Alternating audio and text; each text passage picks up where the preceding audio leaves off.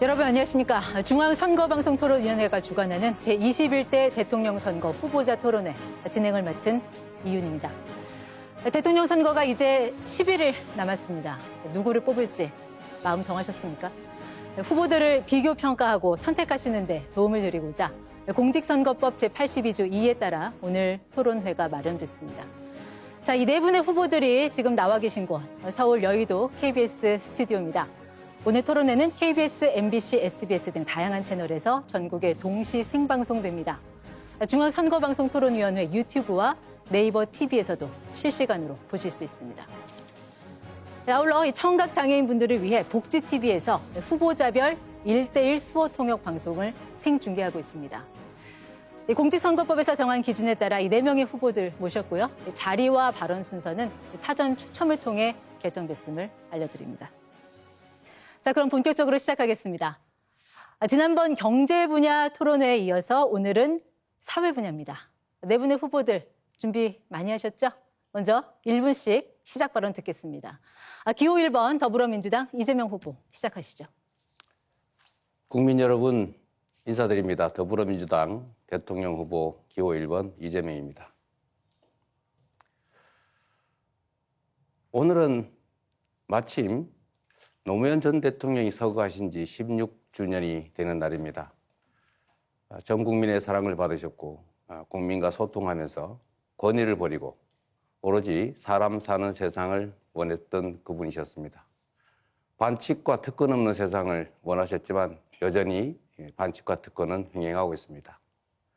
특히 국민 주권, 헌정 질서를 파괴하는 계엄이라고 하는 이 황당한 내란 사태에 온 국민이 놀라고 있습니다. 헌정 질서를 회복하는 것은 무엇보다도 중요합니다.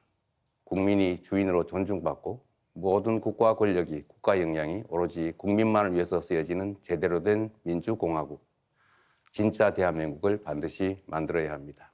저 이재명이 반드시 해내겠습니다. 네, 다음은 기호 2번 국민의힘 김문수 후보입니다. 예, 여러분 거리에 프래카드가 많이 붙어 있는데 이제부터 진짜 대한민국 이렇게 붙어 있습니다.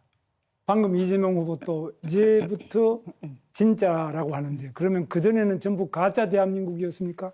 정말 의학이 짝이 없습니다. 그런데 이렇게 말하는 분은 진짜 총각입니까? 가짜 총각입니까? 진짜 검사입니까? 검사 사칭입니까? 벌금 150만 원 받았지 않습니까? 이렇게 민주당이 지금 공직선거법의 허위사실 유포죄를 삭제를 해가지고 지금 거짓말 많이 하는 사람이 유리하도록 이렇게 법을 바꾸고 있습니다. 이게 말이 됩니까? 이 거짓말을 이렇게 계속하고 총각 사칭, 검사 사칭까지 하면서 어떻게 정말 진짜 대한민국을 말할 수 있습니까? 국민 여러분, 여러분의 소중한 한 표로 이 가짜를 물리칩시다. 가짜를 확 퇴치하고 진짜 정의로운 정치를 만듭시다. 네, 이어서 기호 5번 민주노동당 권영구 후보 발언하시죠. 국민 여러분, 얼마나 분통이 터지십니까? 감옥에 있어야 할 윤석열이 부정선거 음모론 다큐를 즐기며 거리를 활보하고 있습니다. 게다가 김문수 후보는 영화도 많이 보시고 사람도 많이 만나시면 좋은 거 아닌가 라며 맞장구를 치고 있습니다. 정말 어이가 없습니다. 분통이 터집니다. 이런 분열과 불의가 판치는 세상에서 어떻게 사회 통합을 말할 수 있겠습니까? 지금 당장 윤석열을 구속시켜야 합니다.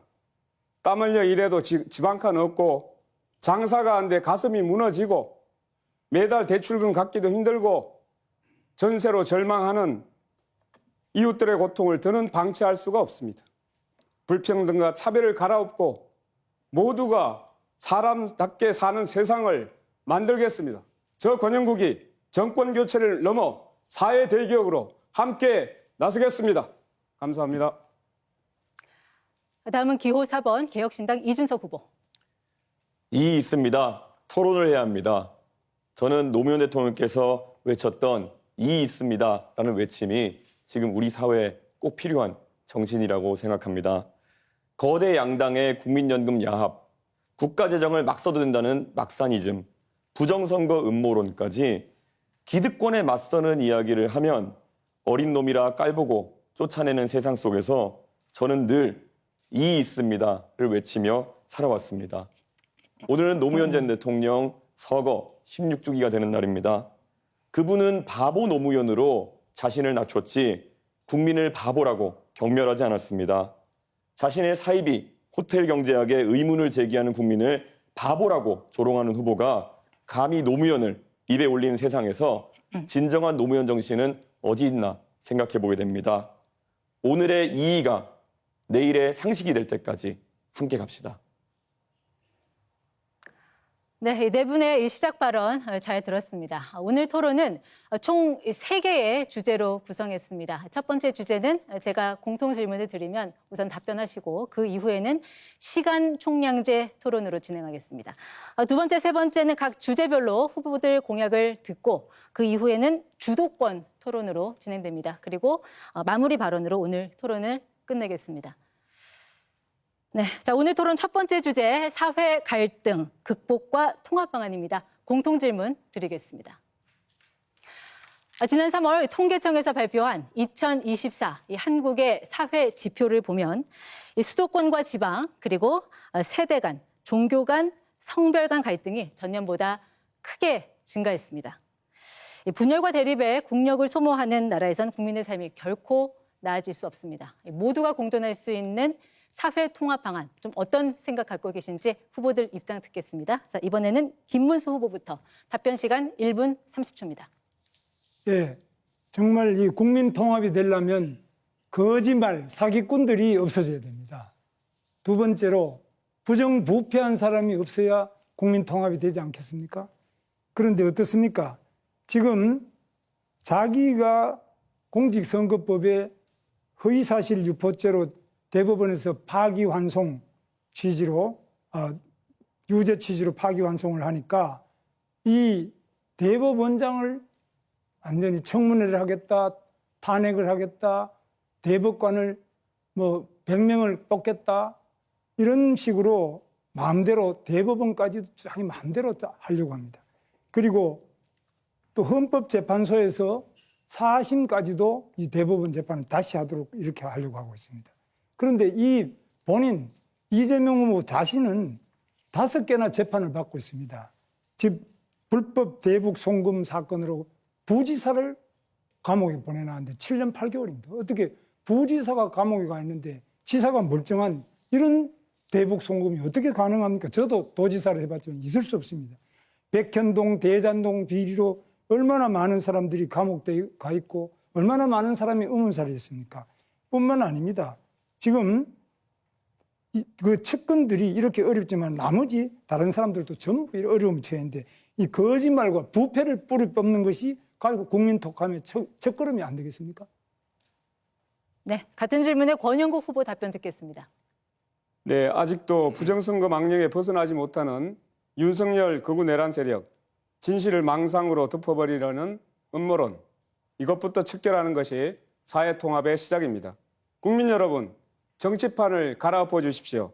이번 대선에서 극우 세력을 퇴출시키고 진보정당 민주노동당과 중도보수 민주당이 경쟁하는 새로운 정치판으로 교체해 주십시오.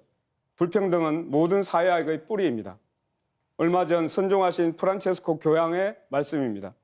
불평등이 차별을 낳고 차별은 배제로 이어졌습니다. 저 권영국은 사회 통합을 위해 3가지를 약속합니다. 첫째, 불안정, 무권리, 저임금 노동자 1,300만 명 권리 보장으로 불평등 해소의 전환점을 만들겠습니다. 둘째, 부자 감세 원상복구, 불로소득 과세, 부자 증세를 통해 부의 재분배를 이루겠습니다. 셋째, 포괄적 차별금지법을 제정해 차별 없는 나라, 여성과 소수자들이 혐오로부터 안전한 사회를 만들겠습니다. 이것이 진정한 사회 통합의 출발점이자 국민 모두의 삶을 하나로 묶는 힘입니다. 저 권영국이 끝까지 책임지도록 하겠습니다. 국민 여러분, 함께해 주십시오. 우리의 삶은 우리의 힘으로 함께 만들어가는 것입니다. 네, 이번에는 이준석 후보 답변 듣겠습니다. 예, AI 연산용 GPU 한 장 가격이 5천만 원 정도 합니다. 그런데 원가만 따져보면은 120원이라고 하는 사람도 있을 겁니다. 반도체가 모래에 있는 성분에서 나오니까요. 이걸 두고 GPU 원가는 120원, 이라고 하면 농담이지만 그것을 근거로 대기업이 폭리를 취하니까 이윤을 빼앗아서 국민에게 나눠주자라고 하면 선동이 됩니다. 여기에 원가는 원두값의 줄임말 같은 억지 해석과 문자폭탄이 따라붙으면 정치는 증오의 도구가 되는 겁니다. 우리나라가 극단적 가난에서 벗어난 시기에 태어나 좋은 교육받고 자라난 사람들이 대학에 가서 구시대적 계급론에 빠지더니 사회에 나가서도 세상을 흑백으로 갈라치고 특정 세대와 계층을 갈라치고 거기에 순응하지 않는 사람들은 적폐라고 몰아붙이면서 우리 사회의 갈등 구조를 증폭시켜 놓았습니다. 더 나아가 이에 이의를 제기하는 젊은 세대에게 너희는 어리다, 혐오를 조장한다, 덮어씌우기까지 합니다. 이 문제를 해결하는 방법은 간단 명료합니다. 이제는 낡은 세대가 정치 일선에서 깔끔하게 물러나고 열린 세계에서 나고 자란 세대가 전면에 나설 때입니다. 정치 교체가 시대 교체의 출발점입니다. 저 이준석이 해내겠습니다. 네, 다음 순서는 이재명 후보입니다. 네, 사회 갈등의 근본 원인은 양극화, 엄청난 격차에 있습니다. 또 저성장이 큰 원인을 차지합니다. 기회가 적다 보니까 사회 구성원 간의 갈등이 격화됩니다. 기회가 넘치면 갈등이 줄어들겠죠. 그래서 근본적인 해결책은 우리가 다시 성장하는 사회로, 지속적으로 성장하는 사회로 가는 것입니다. 따라서 우리가 미리 제시드린 것처럼 AI를 포함한 첨단 기술 산업들을 육성하고 기후위기에 맞춰서 신재생 에너지 관련 산업들을 키워야 됩니다. 그리고 문화산업 등을 키워서 전 세계적으로 대한민국이 다시 우뚝 일어서야 합니다. 단기적인 방안들은 그런 것이죠. 사회 구성원들 사이에는 언제나 갈등이 있기 마련입니다. 이해관계가 충돌하기 때문이죠. 이 이해관계를 충돌하는 것을 해결하는 것이, 조정하는 것이 바로 정치입니다. 그런데 이 정치가 최근에 좀 이상하게 변질했습니다. 상대를 존중하고 대화하고 인정하고 또 타협해야 되는데 상대를 제거하려고 합니다. 가장 극단적인 형태가 이번에 내란, 계엄 사태죠. 야당을 완전히 쓸어 없애버리려고 한 것 아닙니까? 야당, 정치적 상대를 제거하려고 했던 것 아닙니까? 이런 방식으로는 사회 갈등이 해소되는 게 아니라 적대와 혐오, 증오가 커지죠. 이번 내란 사태를 극복하는 것, 엄격하게 심판하는 것, 이게 가장 중요한 방안이라고 생각됩니다. 네, 네 분의 후보들 답변 들어봤고요. 자, 토론 규칙 말씀드리겠습니다. 자, 이제 이 주제를 놓고 토론을 하시면 되는데 한 분당 6분 30초씩 시간 총량제입니다. 특정 후보를 지명해서 서로 토론하시면 되고요. 질문을 받지 않았더라도 하실 말씀이 있으면 손을 들어주세요. 그러면 제가 그 남은 잔여 시간 등을 감안해서 적절히 발언권을 드리도록 하겠습니다. 한 번 발언할 때는 가급적 1분 30초를 넘지 않게 해주시기 바랍니다. 자, 김문수 후보부터 발언 시작하겠습니다. 네, 저는 지금 우리 대한민국에서 가장 큰 문제가 지금 사회적인 최고 지도자인 대통령이 되겠다는 사람이 기본적인 최소한의 인륜을 다 무너뜨린 이런 분들이 대통령이 되겠다는 데 대해서 시중에서 너무너무 걱정을 많이 하고 있습니다. 그래서 이런 기본이 안 된 사람, 이런 사람이 어떻게 정치를 하고, 이런 사람이 어떻게 사회 통합을 하고, 이런 사람이 어떻게 국민 교육을 하고 또 국민들을 통합시킬 수 있을 것이냐. 그리고 공직자로서 가장 부패한 사람, 대장동 비리부터 백현동 비리로 법인카드를 쓴다든지 또 국회에 가서는 국회에서 완전히 자기를 방탄하기 위해서 방탄조끼 입고 방탄 유리하는 거는 좋은데 방탄 입법을 합니다. 국회를 이용해가지고 온갖 법을 만드는데 전부 자기가 재판 안 받으려고. 자기가 대통령이 되면 그다음부터 재판을 다 중지시킨다. 그리고 자기가 또 유죄 판결 난 그 대법원장에게 청문회를 하겠다, 특검을 하겠다, 대법원을 아예 싹 바꿔가지고 100명까지 대법원을 늘리겠다.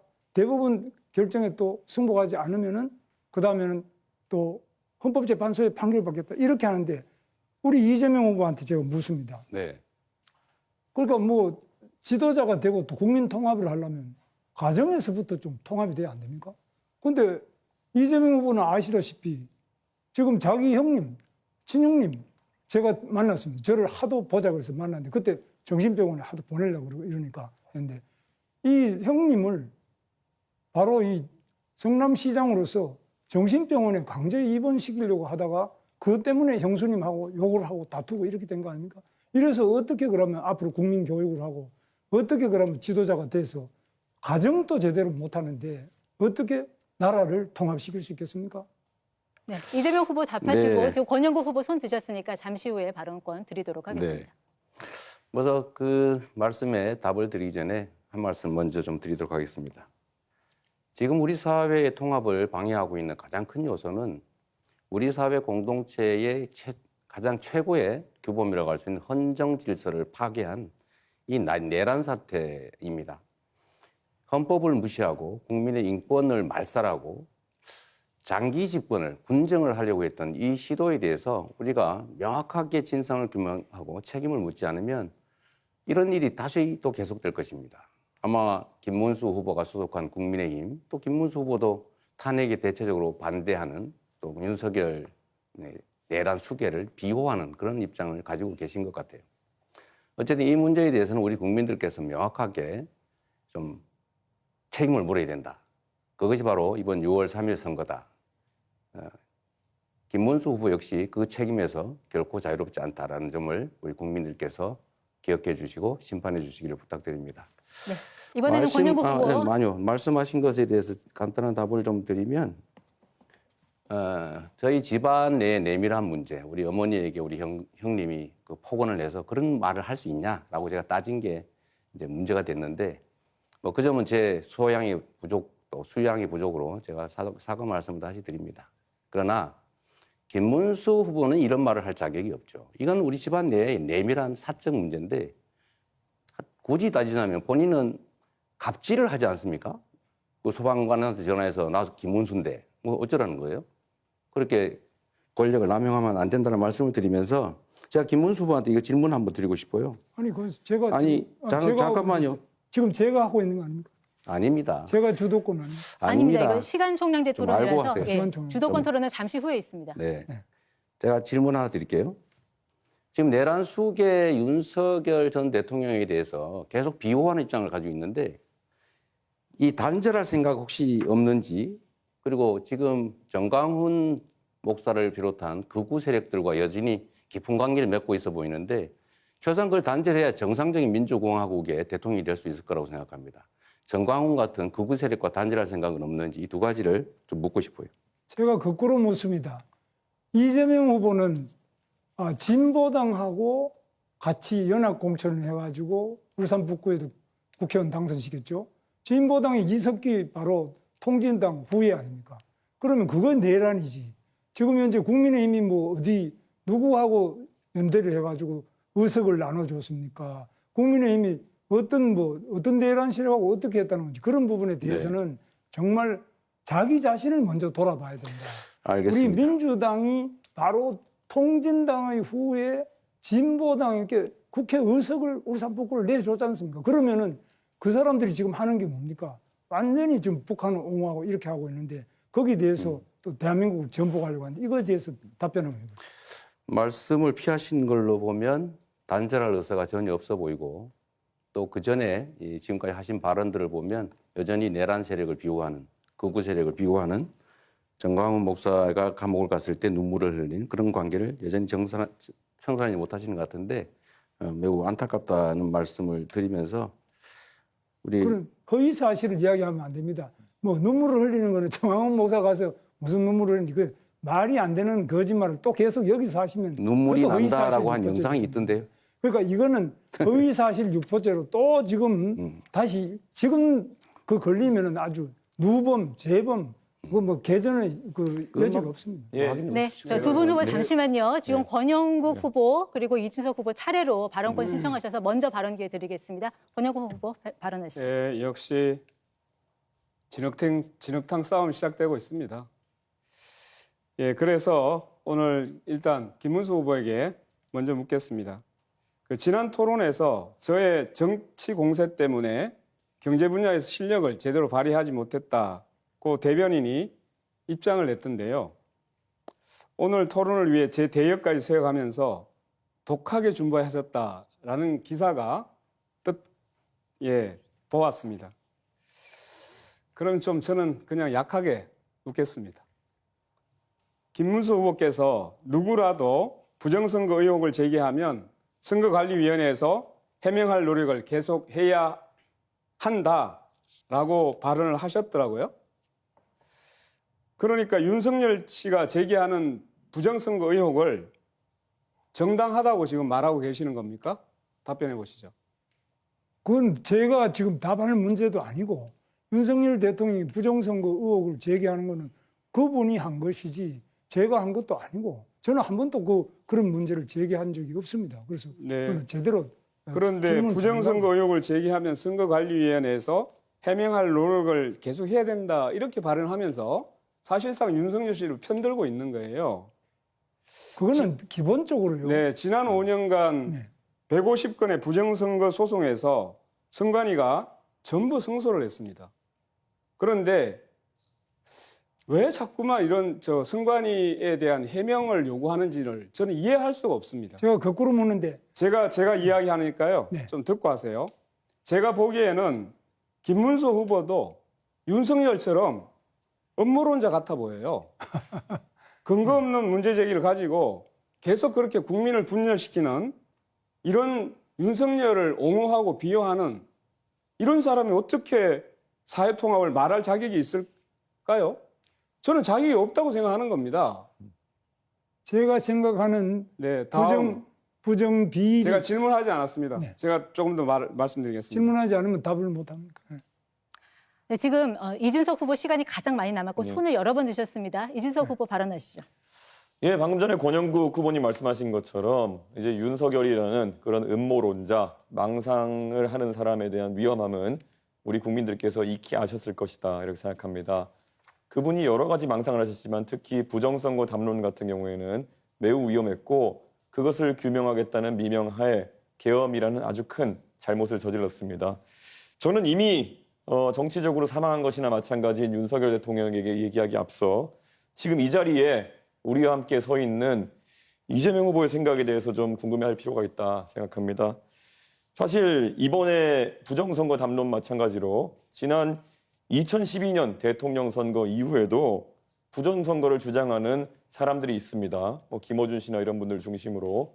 그런데 이재명 후보도 사실 이것에 동조해가지고 부정선거에 관한 내용을 공유한 바가 있습니다. 그래서 이것에 대해서 아직까지 입장을 같게 가져가시는지 궁금하고요.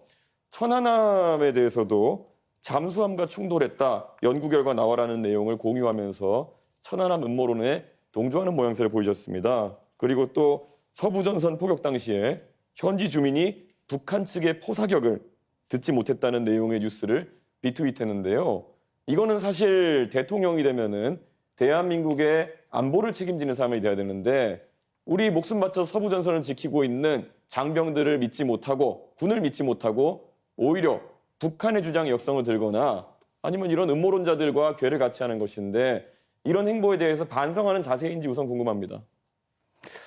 네, 말씀드릴 기회를 주셔서 감사하네요. 제가 말씀드렸던 부정선거는 국정원이 댓글 조작을 통해서 국민 여론을 조작했기 때문에 그 측면에서 부정선거라고 한 거지 무슨 투개표를 조작했다 이런 차원의 윤석열이나 우리 김문수 후보가 관심 갖는 그런 부정선거는 아니라는 말씀 하나 드리고 두 번째로는 천안함은 저는 정부 발표대로 북한의 공격에 따른 것이라고 공식적으로 제가 숫자 발표했다는 말씀을 드립니다. 덧붙여서 제가 이준석 후보한테 이거 하나 여쭤볼게요. 계엄 해제하는 거 정말로 중요했는데 12월 4일 날 새벽에 12월 4일 3일 밤이죠. 다른 사람들은 전부 국회 담을 넘어서 정말 들어가 전부 계엄 해제에 참여했는데 본인은 왜 담을 넘어가자는 그 참모 보좌관이 넘어가자 했는데 어떻게 야단을 치면서 쉽게 거의 폭언을 하면서 계속 말다툼을 하면서 결국은 계엄 해제 표결에 참여하지 않았어요. 저는 이게 결국 싸우는 척하면서 결국은 실제로는 계엄 해제에 반대한 거 아니냐. 그거 담 넘어가면 되잖아요. 왜 안 했는지 일단 궁금하고 두 번째로는 지금 단일화 논란이 많은데 저는 이번 내란 극복이 이번 선거의 가장 중요한 과제다라고 생각해요. 그런데 이와 관련해서 우리 이준석 후보께서는 이 내란 세력에 대한 입장이 어떠한지 또 극우 세력에 대한 입장은 또 어떤지 결국 저는 이 후보께서 내란 세력인 국민의힘 김문수 후보와 단일화할 거다 이렇게 예상을 저는 개인적으로 해요. 근데 당권을 주겠다든지 총리를 맡겨주겠다 이런 제안이 있었던 걸로 보이는데 단일화, 이 내란 세력 후보와 단일화 할 건지 궁금해서 한번 물어봅니다. 이거 뭘 또 거래를 하는 거 이런 거 불법 아닌가요? 저는 결국 이재명 후보가 음모론적이고 세상을 참 삐딱하게 보고 있다는 것을 다시 한번 증명하고 있다 이런 생각을 합니다. 계엄이 터졌을 때 아마 귀당에 계신 분들께 아마 여쭤보면 알 겁니다. 저는 귀당에 있는 의원들과 계속 소통하고 있었습니다. 지금 국회 본회의장에 몇 명이 들어갔냐. 제가 택시를 타고 국회 쪽으로 이동하는 와중에도 계속 물어봤고요. 그래서 170명 가까이 들어갔다는 것을 보고 안심해서 저는 밖에서 그러면은 여기에 진입하지 못하게 하는 것이 부당함을 항의하겠다라고 제가 이야기하고 계속 밖에 있었던 것입니다. 그리고 안에서 국회의장 비서실에도 연락해가지고 여기 밖에 지금 4명 정도 의원이 못 들어가고 있으니까 와서 우리를 들어가게 해달라라는 요청까지 했고 실제로 그분들이 오셨습니다. 저는 이번에 헌법재판소에서 계엄에 대한 판단을 내리면서 탄핵 판단을 내리면서 결국 이런 것들이 증거자료로 쓰인 것을 잘 알고 계신 겁니다. 그리고 제가 천하람 의원실에 저와 막역하게 지내는 비서관에게 그 얘기를 했을 시점은 이미 표결이 끝난 시점이었습니다. 제가 도착한 시점이 표결 한 5분, 4분 전이었고요. 그렇기 때문에 제가 안에 있는 민주당 의원들과 소통까지 해가면서 정확한 숫자를 파악해서 저는 밖에서 못 들어간 의원들과 같이 들어가겠다 했던 것입니다. 그것을 비난하는 의도를 저는 잘 모르겠는 것이 민주당에도 진입하지 못한 의원님들이 있는 것으로 알고 있습니다. 그분들은 그럼 이재명 후보의 논리대로라면은 계엄을 막을 생각이 없었다는 것입니까? 그렇게 삐딱한 생각으로 우리 당 의원 보는 시각과 다른 당 의원 보는 시각이 다르기 때문에 이재명 후보가 갈라치기하고 우리 편 아니면 다 적이라고 본다는 그런 이야기를 듣는 겁니다. 굉장히 안타깝고요. 저는 국민의힘의 이야기에 대해 가지고 단 한 번의 예외 없이 단일화에 관심 없다고 이야기하고 있습니다. 이재명 후보는 그냥 본인의 망상 속에서 계속 그것만 두려운 겁니다. 그래서 이런 아주 중요한 정책을 물어봐야 되는 자리에서 자기 궁금증 해소하러 나오신 거거든요. 저는 이런 것들은 이재명 후보가 굉장히 편협한 시각을 갖고 있다는 확신을 국민에게 줄 거라 봅니다. 네, 제가 정리삼아 이 말씀을 한번 드려볼게요. 그렇게 설명하시면 됩니다. 국민들은 의구심을 가지고 있죠. 거기서 말다툼을 하면서 시간을 보내고 의결 정족수가 충분하니까 계속 싸우고 있겠다. 이건 저는 국민들께 납득하기 어려울 거라고 생각해요. 물론 단일화 문제에 대해서는 나중에 결과가 결국은 나오겠죠. 그때 가서 보기로 하겠습니다. 제가 김문수 후보님한테 하나만 더 여쭤볼게요. 네. 김문수 후보님 가산제 지금 재도입하겠다고 공약하셨죠. 가산제를 과거와는 가산점을- 다른 방식으로 재도입하겠다고. 네. 그 위헌 판결 난 건 아시죠? 위헌 판결은 그게 지나치게 5%까지 가산점을 너무 많이 준다든지 너무 좁은 범위로 해서 그랬기 때문에 저는 저는 좀 다른 방법입니다. 저는 이게 젊은 시절에 강제로 좀 의무적으로 입대하는 남성 청년들을 보호할 필요가 있다고 생각해요. 네. 그러나 또 한편으로는 여성 인권에 대한 배려도 필요하다. 네. 여성들은 구조적으로 차별을 받고 있잖아요. 예를 들면 임금이든 승진이든 뭐 여러 가지 가사 양육 등등에서 차별을 받고 있어서 특별한 보호가 필요하죠. 지원이. 그런데 저는 그래서 예를 들면 군 복무 크레딧 같은 거, 군 호봉 가산제 이런 걸 도입해야 된다고 지금 주장을 합니다. 이거는 여성들에게 또는 군 복무를 안 한 사람한테 피해를 주지는 않거든요. 그러나 군 가산점 제도는 누군가에게 불이익을 주지 않습니까? 상대적인 거니까. 그런데 이것은 결국 헌법이 위헌 판결을 했는데 헌법을 개정하지 않은 한 쉽지 않은 이런 거를 도입하겠다고 하는 건 결국 또 여성들을 상대로 갈라치기를 하거나 아니면 쉽게 말하면 여성들을 우롱하는 그런 거 아닌가요? 국가를 위해서 자기 청춘을 18개월 동안 의무 복무를 하고 또 장기간 복무하던 분들이 사회에 나와서 일정한 정도로 좀 혜택을 받는다. 그것도 또 공직에 취임할 때 약간의 뭐 5% 이런 게 아니라 약간이라도 배려를 한다는 것은 우리 국가의 책무이고 또 보훈의 기본입니다. 그래서 그런 부분을 가지고 이 과거에 위헌 판결 난 것처럼 그렇게는 절대 하지 않을 겁니다. 이재명 후보 발언 시간 27초 남았는데요. 예, 먼저 권영국 후보 손 드셨으니까 발언 기회 네네. 드리겠습니다. 일단 김문수 후보에게 묻겠습니다. 네. 최근 유세에서 중대재해처벌법을 악법이라며 폐지해야 한다고 했습니다. 그런데 1차 토론의 다음 날 파리바게뜨 SPC 삼립 시야 공장에서 일을 하고 있던 50대 여성 노동자가 또다시 기계에 끼어서 숨졌습니다. 후보님, 사람이 죽어도 책임지지 않게 해주는 것이 기업하기 좋은 나라입니까? 저는 그래도 예. 자, 이런 사고가 계속 빈발하고 있는데 중대재해처벌법 폐지를 계속 주장할 건가요? 중대재해처벌법을 폐지하자는 것이 아니라 그것이 지나치게 처벌 위주로 되어 있기 때문에 중대재해에 대한 예방을 우선으로 하고 처벌은 그 다음에 최소한으로 해야 된다. 그게 법의 기본 원칙이고 그 다음에 두 번째로 큰 업체와 아주 중소기업하고 다른데 이건 지나치게 작은 중소기업도 무조건 처벌한다 할 경우에는 그 아니, 기업할 사람이 없습니다. 다 네. 처벌받아서 기업을 김문수 하겠습니다. 후보님, 왜 거짓말 하십니까? 2025년 5월 15일 중소기업 중앙회 조창 강연 축사에서 중대재해처벌법 이거 악법이니까 폐지 또는 재개정해야 되는 거 아니냐 이런 얘기 한 적이 있잖아요. 재개정한다고 그랬습니다. 예. 폐지라는 것은 폐지라는 말을 썼다는 얘기는 폐지를 염두에 두고 하는 얘기 아닙니까? 그 대신에 다른 법을 만드는 것이 맞다 이거죠. 그래서 제목 네. 자체가 제가 얘기 계속 중대재해처벌법이 하겠습니다. 아니라 중대재해예방법 이렇게 만들어야죠. 예방을 하기 위해서 책임을 묻지 않는 지금까지의 산업재해 현실이 계속된 거예요.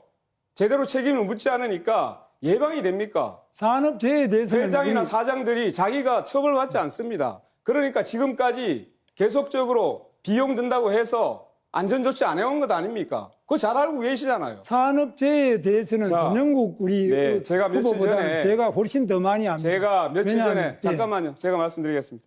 제가 며칠 전에 빈소를 다녀왔습니다. 근데 그 영정석의 얼굴을 보니까 아직도 참 젊어서 정말 마음이 아팠습니다.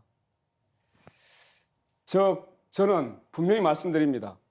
노동부 장관까지 하신 분이 지금도 보면 하루에 6명이 죽어나가고 있는 이 일터를 어떻게 하면 바꿀 거야 생각을 해야 되는데 왜 그걸 막기 위한 법을 개폐하니 폐지하니 이런 얘기만 하고 있습니까? 정말 화가 납니다.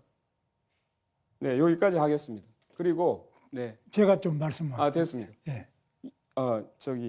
이재명 후보께 제가 시간이 많이 남지 않아서. 네, 답변 시간이 짧기 때문에 짧게 네, 질문하시고 제가 질문을 네, 조금 많이 하고 네, 혹시 답변을 듣고 싶으면 본인의 시간을 양도하셔도 됩니다.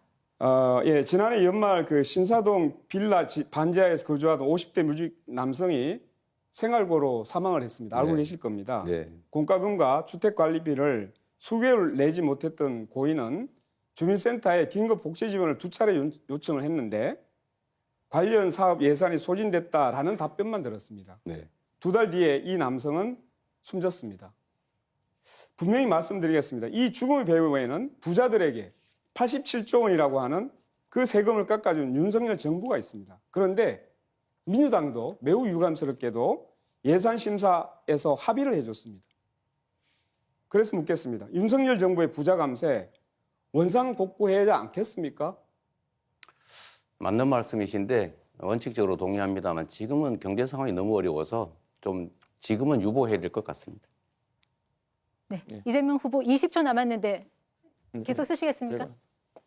네, 그러면 손 드신 김문수 후보부터 먼저 발언 기회 드리겠습니다. 제가 이재명 후보에게 또 묻겠습니다. 저는 경기도지사를 할 때 청렴영생 부패 즉사, 제가 이 말을 만들어서 공무원들 청렴도를 끌어올리기 위해서 노력을 해서 16등 하던 경기도가 제 마지막 3년 동안은 계속 1등을 했습니다. 그런데 이재명 후보는 지금 그동안에 좋은 2등급의 경기도가 3등급으로 청렴도가 떨어졌을 뿐만 아니라 지금 현재도 재판을 5개나 받고 있습니다. 전부 경기도지사 재임 때 또는 성남시장 때입니다. 그런데 또 법인카드 부분을 보면 이건 정말 좀 상당히 일반인들이 분노할 수밖에 없습니다.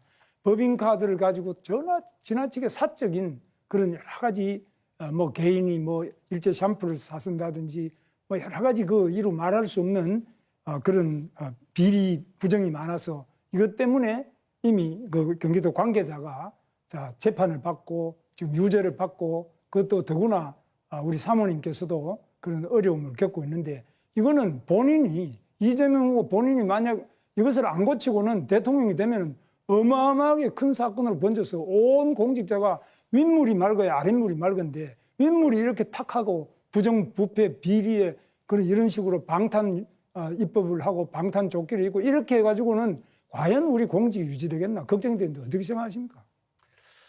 김문수 후보가 소속된 그 정권이 아무런 증거도 없이 언론 플레이해가면서 마구 무작위 조작 기소를 한 결과다 이 말씀을 드리고 그 증거가 있으면 구체적 증거를 한번 내보십시오. 저는 그렇게 쓴 일이 없어요. 재판에 여기 다 나와가지고 저도 자료를 다 가져왔습니다. 그럼 왜 재판을 받습니까? 왜 유죄가 나옵니까? 유죄 어디 나왔습니까? 유죄가 여기 지금 법인카드 해가지고 전부 다 여기 제가 없이 유죄가 나왔습니까? 아니 지금 우리 사모님도 지금 그렇고 네, 김문수 후보 발언 시간 초과돼서 마이크가 자동으로 음소거 됐습니다. 자, 이재명 후보 7초 남았는데 마저 답변하시겠습니까? 네. 자, 그럼 이준석 후보에게 발언 기회 넘기겠습니다. 예, 오늘 저희가 사회 갈등을 극복하는 방법에 대해서 이야기하고 있는데요. 사실 최근에 대한민국의 여러 가지 갈등 상황들 중에 우려를 살 만한 지점들이 있었습니다. 몇 년 전에 전장현 관련해서 지하철 시위라는 과정에서 정말 4호선을 타는 100만 명이 넘는 그런 시민들의 발을 묶어가지고 자신들의 뜻을 관철하는 것이 옳은가 아니냐에 대해서 많은 시민들이 갑론을 박했습니다. 그리고 최근에는 동덕여대에서 공학전환 논의가 있을지도 모른다는 얘기 때문에 그 구성원들 중에 일부가 자신의 학교를 기물을 파손하고 그리고 락카치를 해가지고 학교를 거의 쓰지 못할 지경으로 만들어 놓은 사태가 있었습니다. 그런데 한 가지 여기서 주목할 점은 민주당이 매번 등장해서 여기서 그런 행위를 한 분들에 대해 가지고 적극적인 옹호를 해왔다는 겁니다. 어제 한 기사가 보도됐는데요. 민주당 교육위 소속 의원 3분과 보좌진 1분이 이준석이 왜 거기에 오겠느냐, 이준석이 동덕여대 왜 방문하게 허용해줬느냐 라면서 동덕여대를 다그치고 그래서 동덕여대 측에서 결국엔 압박을 이기지 못하고 학생들에게 대한 손해배상이라든지 형사고발 조치라든지 이런 것을 풀어준 이런 사례가 있습니다. 그러면서 학교에 대한 종합감사를 하겠다 등 여러 가지 압박을 한 것으로 이렇게 보여지는데요. 저는 사실 전장현이나 아니면 이런 동덕여대 폭력 사태 이런 것들에 대해 가지고는 사회 질서를 유지하기 위한 최소한의 원칙을 우리가 가져가야 된다 보는데 민주당이 자신들과 뜻이 비슷하면은 이런 식으로 개입해가지고 정치적 권력으로 책임을 면해주는 이런 상황. 여기서 법 질서가 바로 서겠느냐 그리고 이런 일들이 재발되지 않겠느냐라는 우려를 하게 하는데요. 이재명 후보님 어떻게 생각하십니까? 나중에 주도권 토론에 답변하도록 할게요. 지금 답하기 너무 시간이 없습니다. 네, 그럼 예, 권영국 그러면 후보께 제가 똑같은 질문을 발언 기회 그러면은 드리겠습니다. 권영국 후보님께 좀 드리고 싶습니다. 이런 의미에서 민주노동당 같은 경우에는 앞으로 이런 사회 질서를 훼손하는 행위가 발생했을 때 민주당과 마찬가지로 만약 대통령이 되신다면은 옹호하는 스탠스를 취하실 건지 궁금합니다. 예, 질문이 잘못됐습니다. 전장년의 시위가 왜 발생했는지, 동덕여대 여학생들의 시위가 왜 발생했는지 그것을 먼저 물어야 됩니다. 원인이 있고 결과가 있는 것이지 지금 이준석 후보는 결과에 따른 갈등 사항만 이야기하고 있습니다. 과연 그게 문제를 풀 수 있는 길이라고 생각합니까? 그 원인이 무엇인지 그게 말씀 주십시오. 사회통합이라고 생각하십니까? 그 원인이 무엇인지. 그래서 다른 걸 하나 물어보겠습니다. 지금 농촌에서는 일당 11만 원이 돼도 이주노동자가 없어서 난리입니다. 그럼에도 이준석 후보는 이주노동자에게 차등임금제, 그러니까 최저임금을 다르게 설정하자고 공약했습니다. 이것이 과연 농촌 현실에 맞는 정책입니까? 우리 근로기준법 제6조는 국적에 따른 차별을 금지하고 있습니다. 그리고 외국인 고용법 22조에서도 외국인 노동자 차별을 금지합니다. 알고 계시죠? 1998년 비준한 고용 및 직업상의 차별에 관한 ILO 협약에서도 출신국에 따른 차별을 엄격히 금지하고 있습니다. 지금 공약은 명백한 법 위반일 뿐만 아니라 국제협약 위반입니다. 어떻게 이런 공약을 낼 수 있습니까? 저는 공약 철회해야 된다고 생각하는데 철회해야 된다고 생각합니다. 어떻게 생각하십니까? 답을 드리겠습니다. 자, 결국엔 ILO 컨벤션 111조, ILO 협약 111조를 얘기하시는 것 같은데요. 네. 캐나다 같은 경우에도 1964년도에 이것을 비준한 뒤에 TFWP 프로그램 등을 통해 가지고 외국 노동자에 대해서는 규정을 완화한 사례가 있고요. 그리고 지금 법 얘기하셨는데요. 당연히 법 개정을 상정해서 말씀드리는 거고요. 권영국 후보자께서 말씀하시는 것이 전 이해가 가지 않는 것이 최저임금이라는 것은 임금의 최저선을 얘기하는 겁니다. 네, 맞습니다. 말 그대로 최저임금을 낮춘다고 해가지고 안 오던 사람이 온다? 그런 것도 아닙니다. 그렇기 때문에 무엇을 지적하려고 하는지가 우선 논리적으로 맞지 않거든요. 논리적으로 맞는 말씀 해주셔야 됩니다. 임금을 자, 예. 그래서 어떻게 되는지 아십니까? 현재 OECD 국가 중에도 외국인이라고 최저임금을 다르게 적용한 나라가 있습니까? 최저임금 제도가 없는 나라도 있습니다. 최저임금을 다르게 적용한 나라가 있습니까? 미국 제가 말씀드리지 자, 않았습니까? 일부 국가에서 시도했다가 이 내국인 일자리를 뺏는다고 폐지한 제도입니다. 아니, 제가 아시겠습니까? 미국 말씀드렸는데 왜 미국이 아니라 OECD 말씀하셨는데 미국은 외국인하고 내국인을 차등하는 데를 있느냐고 묻는 네, 겁니다. 권영국 후보 시간 다 쓰셨습니다. TFWP 프로그램 제가 말씀드렸지 않습니까? 캐나다에서 유대했었다고. 관점을 그렇게 이야기하면 안 됩니다. 늘 왜 갈라치기 합니까? 네, 발언 시간 초과됐습니다. 자, 이재명 후보 6초 남았는데 쓰시겠습니까? 네, 그러겠습니다. 우리 김문수 후보님 증거가 있으면 제시하고 말씀하시는 게 좋겠습니다. 네. 네. 두 분 다 발언 시간 다 쓰셨고요. 이준석 후보 7초 남았습니다. 쓰시겠습니까? 방금 전에 권영국 후보님 말씀하셨는데 아까 그냥 캐나다의 TFWP 프로그램도 말씀드렸고요. 한국에서는 이미 폐지되었지만 산업연수생 프로그램도 있었습니다. 그렇기 때문에 ILO 컨벤션에 위배되지 않게.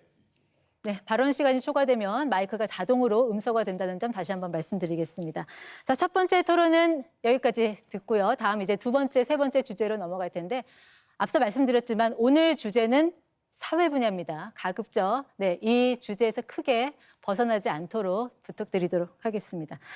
네, 이제 공약 검증, 주도권 토론으로 넘어가겠습니다.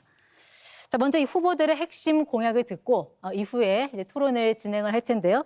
주제는 초고령 사회 대비 연금 의료 개혁입니다. 자, 우리 사회가 저출생, 또 초고령 사회로 진입하면서 연금과 의료 개혁은 더 이상 미룰 수 없는 과제가 됐습니다. 역대 정부에서 여러 차례 시도했지만 합의점을 찾지 못했던 이 난제를 후보들께서는 어떻게 풀어갈 것인지 들어보도록 하겠습니다. 발표 시간 1분 30초 순서에 의해서 권영국 후보부터 시작하겠습니다. 네, 국민 여러분 매우 좀 혼란스럽긴 하죠. 대한민국은 이미 초고령 사회에 진입했습니다.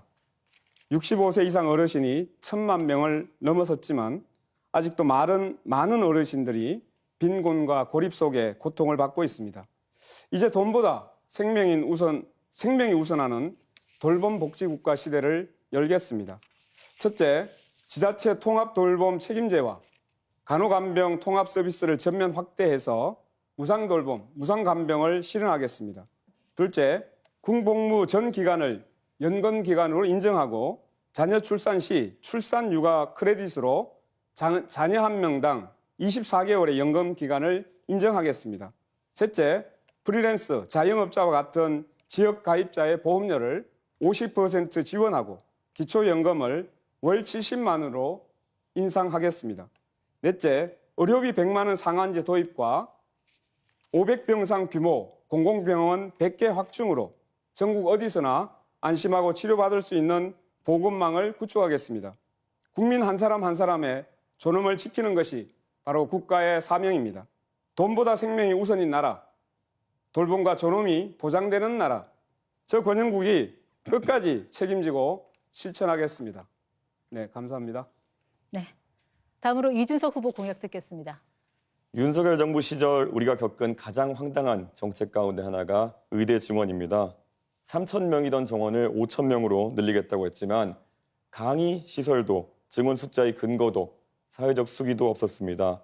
그냥 무조건 따르라는 식이었고 결국 전공의 복귀 안 하면 처단한다라는 계엄 포고령으로 귀결되었습니다. 그래서 우리는 지금 조기 대선을 치르고 있는 겁니다. 아직도 우리 정치에는 이런 정치인이 많습니다. 대책을 물으면 잘하면 됩니다. 라는 말만 반복하고 비판하면 극단적이시군요. 하는 공격으로 덮으려 합니다. 무지성, 비과학, 비합리. 파란 옷을 입은 또 다른 계엄 세력입니다. 연금 개혁도 마찬가지입니다. 구조는 손도 대지 않고 숫자만 바꾼 가짜 개혁으로 사회 초년생에게는 평생 5천만 원 가까운 부담을 떠넘기고 기성세대는 더 가져가는 밀실 합의를 하고 말았습니다. 여기에 문제 제기했더니만은 세대 갈등을 조장한다면서 또 적반하장으로 나옵니다. 저는 이미 신연금과 구연금의 분리, 신뢰 회복을 통한 단계적 의료 개혁안을 제시한 바 있습니다. 우리 사회의 많은 개혁은 정치 개혁으로부터 출발합니다. 국민 여러분, 점진적인 개혁을 통해 대한민국을 한 단계 업그레이드 시키겠습니다. 저 이준석이 해내겠습니다. 네, 다음 이재명 후보 공약 발표 듣겠습니다. 네. 전 세계에서 가장 가난한 노인이 많은 나라, 또 전 세계에서 자살률, 참 말하기 그렇습니다. 자살률이 가장 높은 나라. 이런 노인 빈곤 문제를 반드시 해결해야 됩니다. 그런데 우리는 준비가 그렇게 충분하지 못했습니다. 지금 18년 만에 겨우 모수개혁이라는 걸 했습니다. 보험료를 얼마 낼 것이냐, 소득 대체율은 얼마를 인정받을 것이냐. 정말로 지난했습니다. 보험료를 4% 올려서 13%로 한다는 것까지는 대충 합의가 됐는데 소득 대체율을 놓고 50%냐 43이냐를 놓고 계속 싸웠습니다. 제가 윤석열 대통령을 만나서 직접 담판도 해보려고 했는데 제가 국민의힘이 제안하는 바대로 44%를 받겠다라고 했는데도 그걸 거부했습니다. 결국은 43%로 저희가 합의했습니다. 앞으로는 모수개혁을 넘어서서 이제 구조개혁을 해야죠. 기초연금, 국민연금, 퇴직연금 이런 걸 다 조정을 좀 해야 됩니다. 어려운 과정이긴 한데 누가 말씀하시는 것처럼 완벽하게 못했으니 비난하자. 그렇게 하면 안 됩니다. 그럼 아무것도 안 됩니다. 지금까지보다는 그래도 낮게 바뀌었다라는 점을 인정해야 합니다. 의료개혁도 공공의료, 필수의료, 지역의료를 반드시 살리는 방향으로 국민이 건강한 방향으로 반드시 바꿔나가야 되겠다 말씀을 드립니다. 네, 다음 김문수 후보입니다. 이번 의정 갈등으로 많은 어려움을 겪으신 국민 여러분, 또 환자 여러분, 또 의료진 여러분, 모든 분들에게 진심으로 죄송스럽다는 말씀을 올립니다. 정말 그동안 너무 고생이 많으셨고 여러 가지로 대화도 부족하고 대책이 제대로 되지 않아서 어려운 점이 있었는데 저는 의료 정책은 항상 현장 중심으로 또 원점에서 전면 재검토를 해서 완전히 새롭게 출발하도록 하겠습니다. 의사 선생님들과 환자 또 전문가 목소리를 충분히 받아들일 수 있도록 미래의료위원회를 취임 즉시 구성해서 대화의 창구를 만들겠습니다. 항상 대화를 통해서 서로 이해하고 잘 합의해 나가는 방향으로 하겠습니다. 기존 의대 정원 방안은 물론 지역의료 필수 의료까지 과학적 근거와 사회적 합의에 기반해서 재검토를 하겠습니다. 그리고 두 번째로 국민연금 개혁이 문제가 있는데 청년의 반발이 큽니다. 2차 구조개혁을 즉시 착수하겠습니다.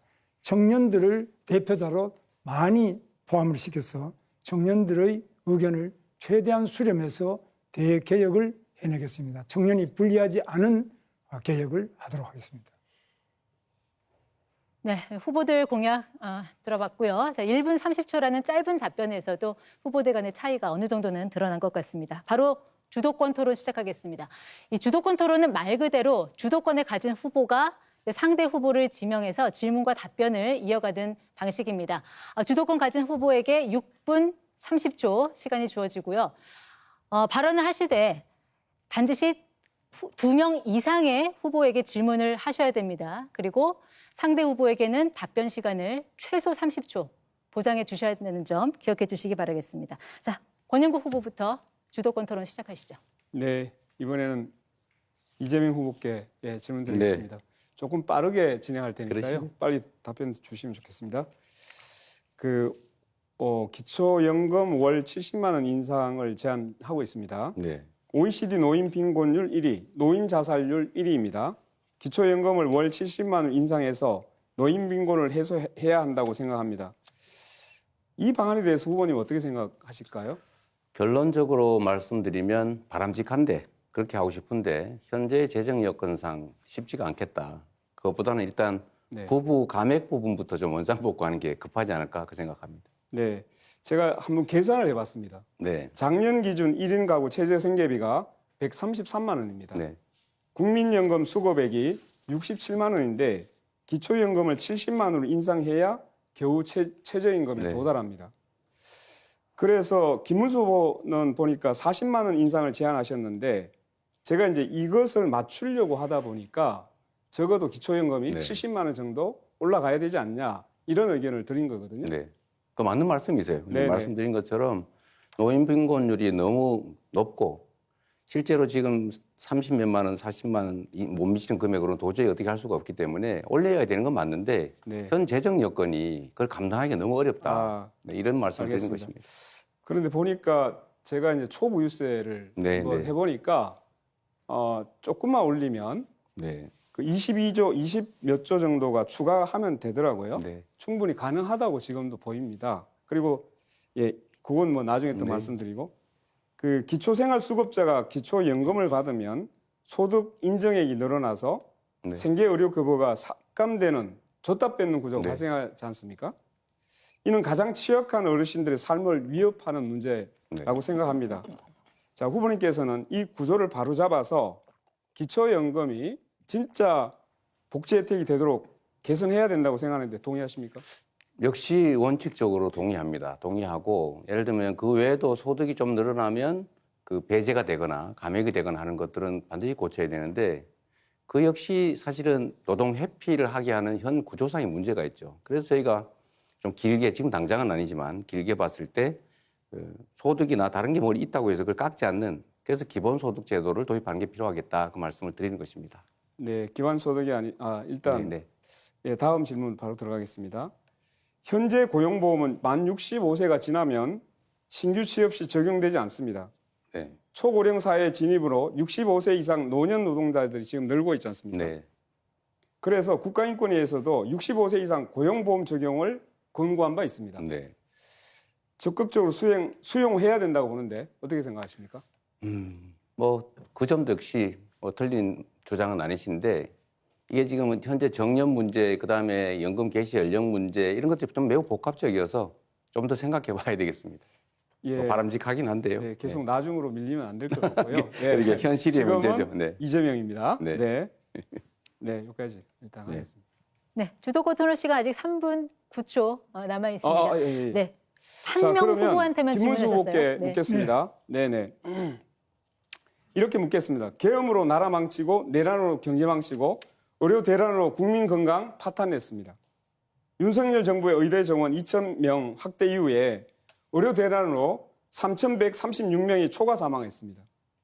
국가적 재앙에 대해 국무위원이었던 사람으로서 국민께 사과해야 된다고 생각하는데 사과하시겠습니까? 예, 이미 제가 사과드렸습니다만은 다시 한번 그동안에 의료 네, 갈등 됐습니다. 문제로 알겠습니다. 피해를 입으신 모든 분들께 정말 송구스러운 사과의 자, 말씀. 거기까지 묻겠습니다. 자, 이재명 후보님께 다시 묻겠습니다. 네. 저는 의료 대란을 최대한 빨리 종식시키기 위해서 의사도 함께 개혁의 주체로 나서게 해야 된다고 네. 생각합니다. 대통령 직속의 국민참여 공론화위원회를 구성해서 공공병원, 공공의대, 지역의사제 원칙을 정하고 예비타당성 면제, 공익자금 지원 등 인센티브를 부여해서 의료 대란 해법을 취임 100일 이내 마련하겠다는 것이 저희 공약입니다. 네. 후보님 의견은 어떠세요? 아주 짧게 훌륭한 계획인 것 같습니다. 저희도 적극적으로 수용하겠습니다. 수용하겠습니까? 네. 뭐 저희도 그런 똑같지는 않지만 그런 내용이 있습니다. 네, 일단 거기까지 묻겠습니다. 자, 이준석 후보께 한번 묻겠습니다. 제가 이제 쭉 그 토론하시는 거 보니까 네. 그동안 이 남녀 갈라치기, 장애인 혐오, 차별금지법 반대 이런 걸 가지고 분열을 자꾸 부추겨 있는 것 같아요. 제가 옆에서 보니까. 그리고 공공병원은 현실적이지 않다라고 평가를 하셨습니다. 공공의료마저 갈등의 대상으로만 보시는 겁니까?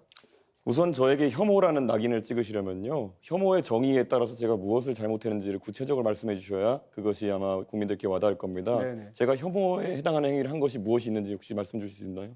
네, 장애인 시위에 대해서도 주로 왜 일어났는지 이야기하는 것이 아니라 주로 그 결과에 대해서 비난을 했던 것 같고요. 제가 행위에 대해서 그리고 지적을 했기 때문인데 주로 이대남의 얘기를 주로 하시는 것 같아요. 이대남의 얘기한 구체적인 사례가 있습니까?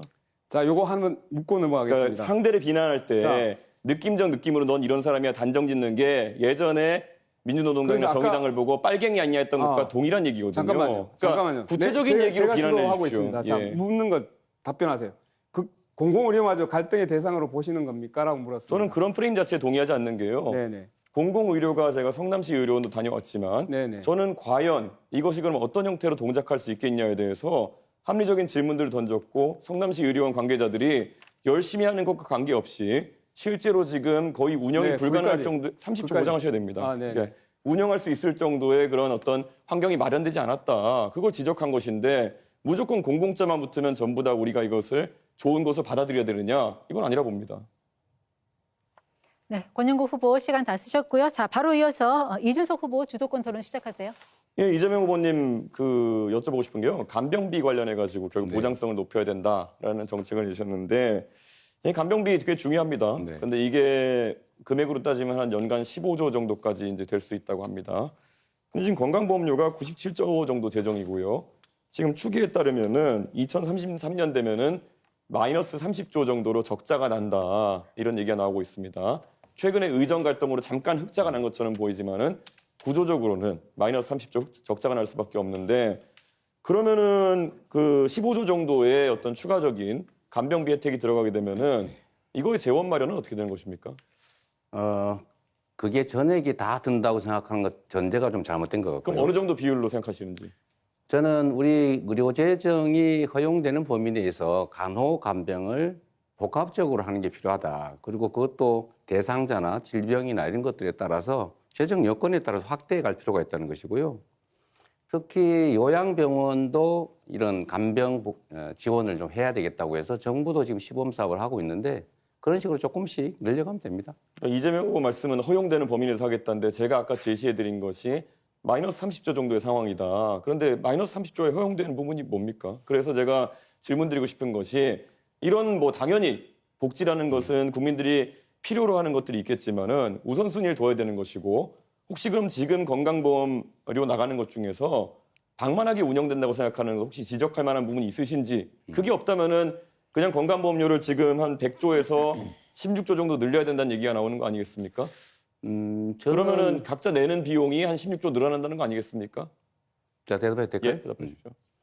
저는 우리 의료보험 재정 지출 중에서 예를 들면 지금 의료 쇼핑 같은 거 있지 않습니까? 너무 무제한적으로 이 병원 저 병원 다니는 게 있고 아주 경증이고 간단하게 진료할 수 있는데도 다 병원을 이용하는 이런 부분들에 대해서 약간의 조정이 좀 필요하지 않을까 싶은 생각을 하고요.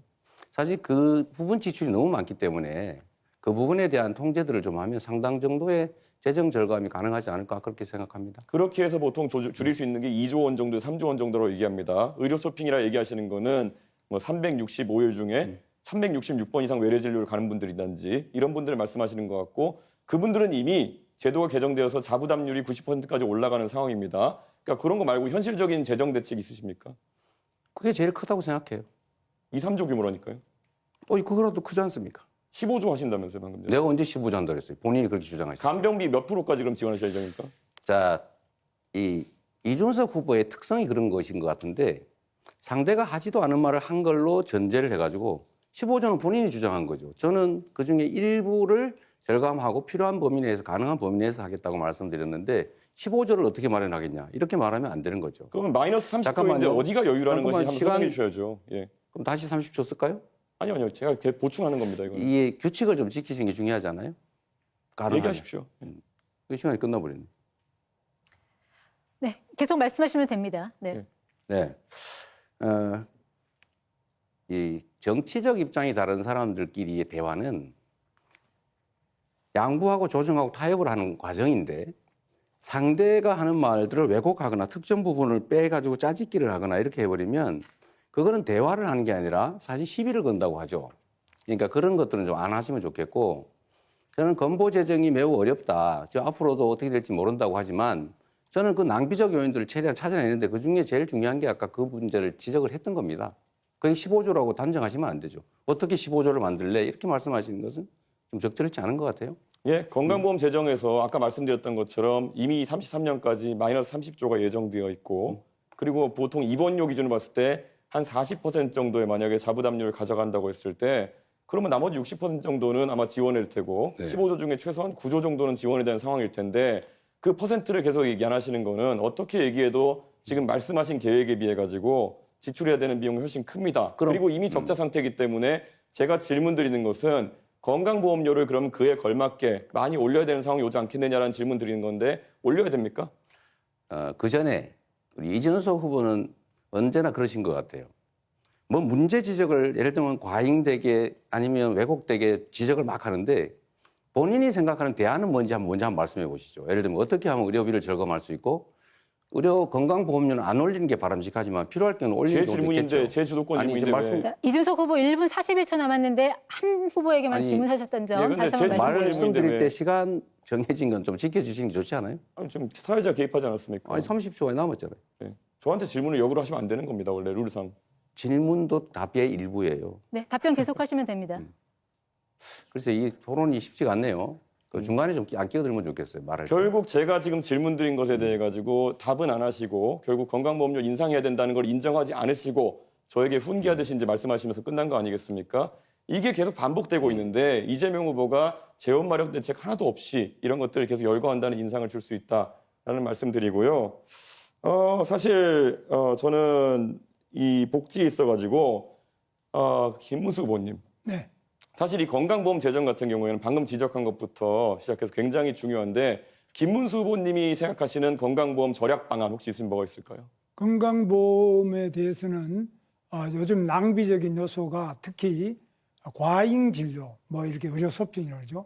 과잉 진료, 중복 진료, 진료 이런 것도 있고 또는 뭐 다른 여러 가지 부분인데 특히 외국인 중에 특히 중국 동포라든지 이런 분들에서도 좀 과도하게 느슨하게 허용된 부분도 있습니다. 그래서 이런 부분을 하나하나 점검을 해서 낭비적인 부분을 줄여 나가는데 그 방법을 정부가 일방적으로 하는 것이 아니라 의료진하고 깊이 있는 논의를 해야 됩니다. 현장에서 진료하시는 많은 의료진과 또 의료 관계자들, 의료 감시단체도 있고 의료 시민단체도 있고 의료 또 협동조합도 있고 많이 있습니다.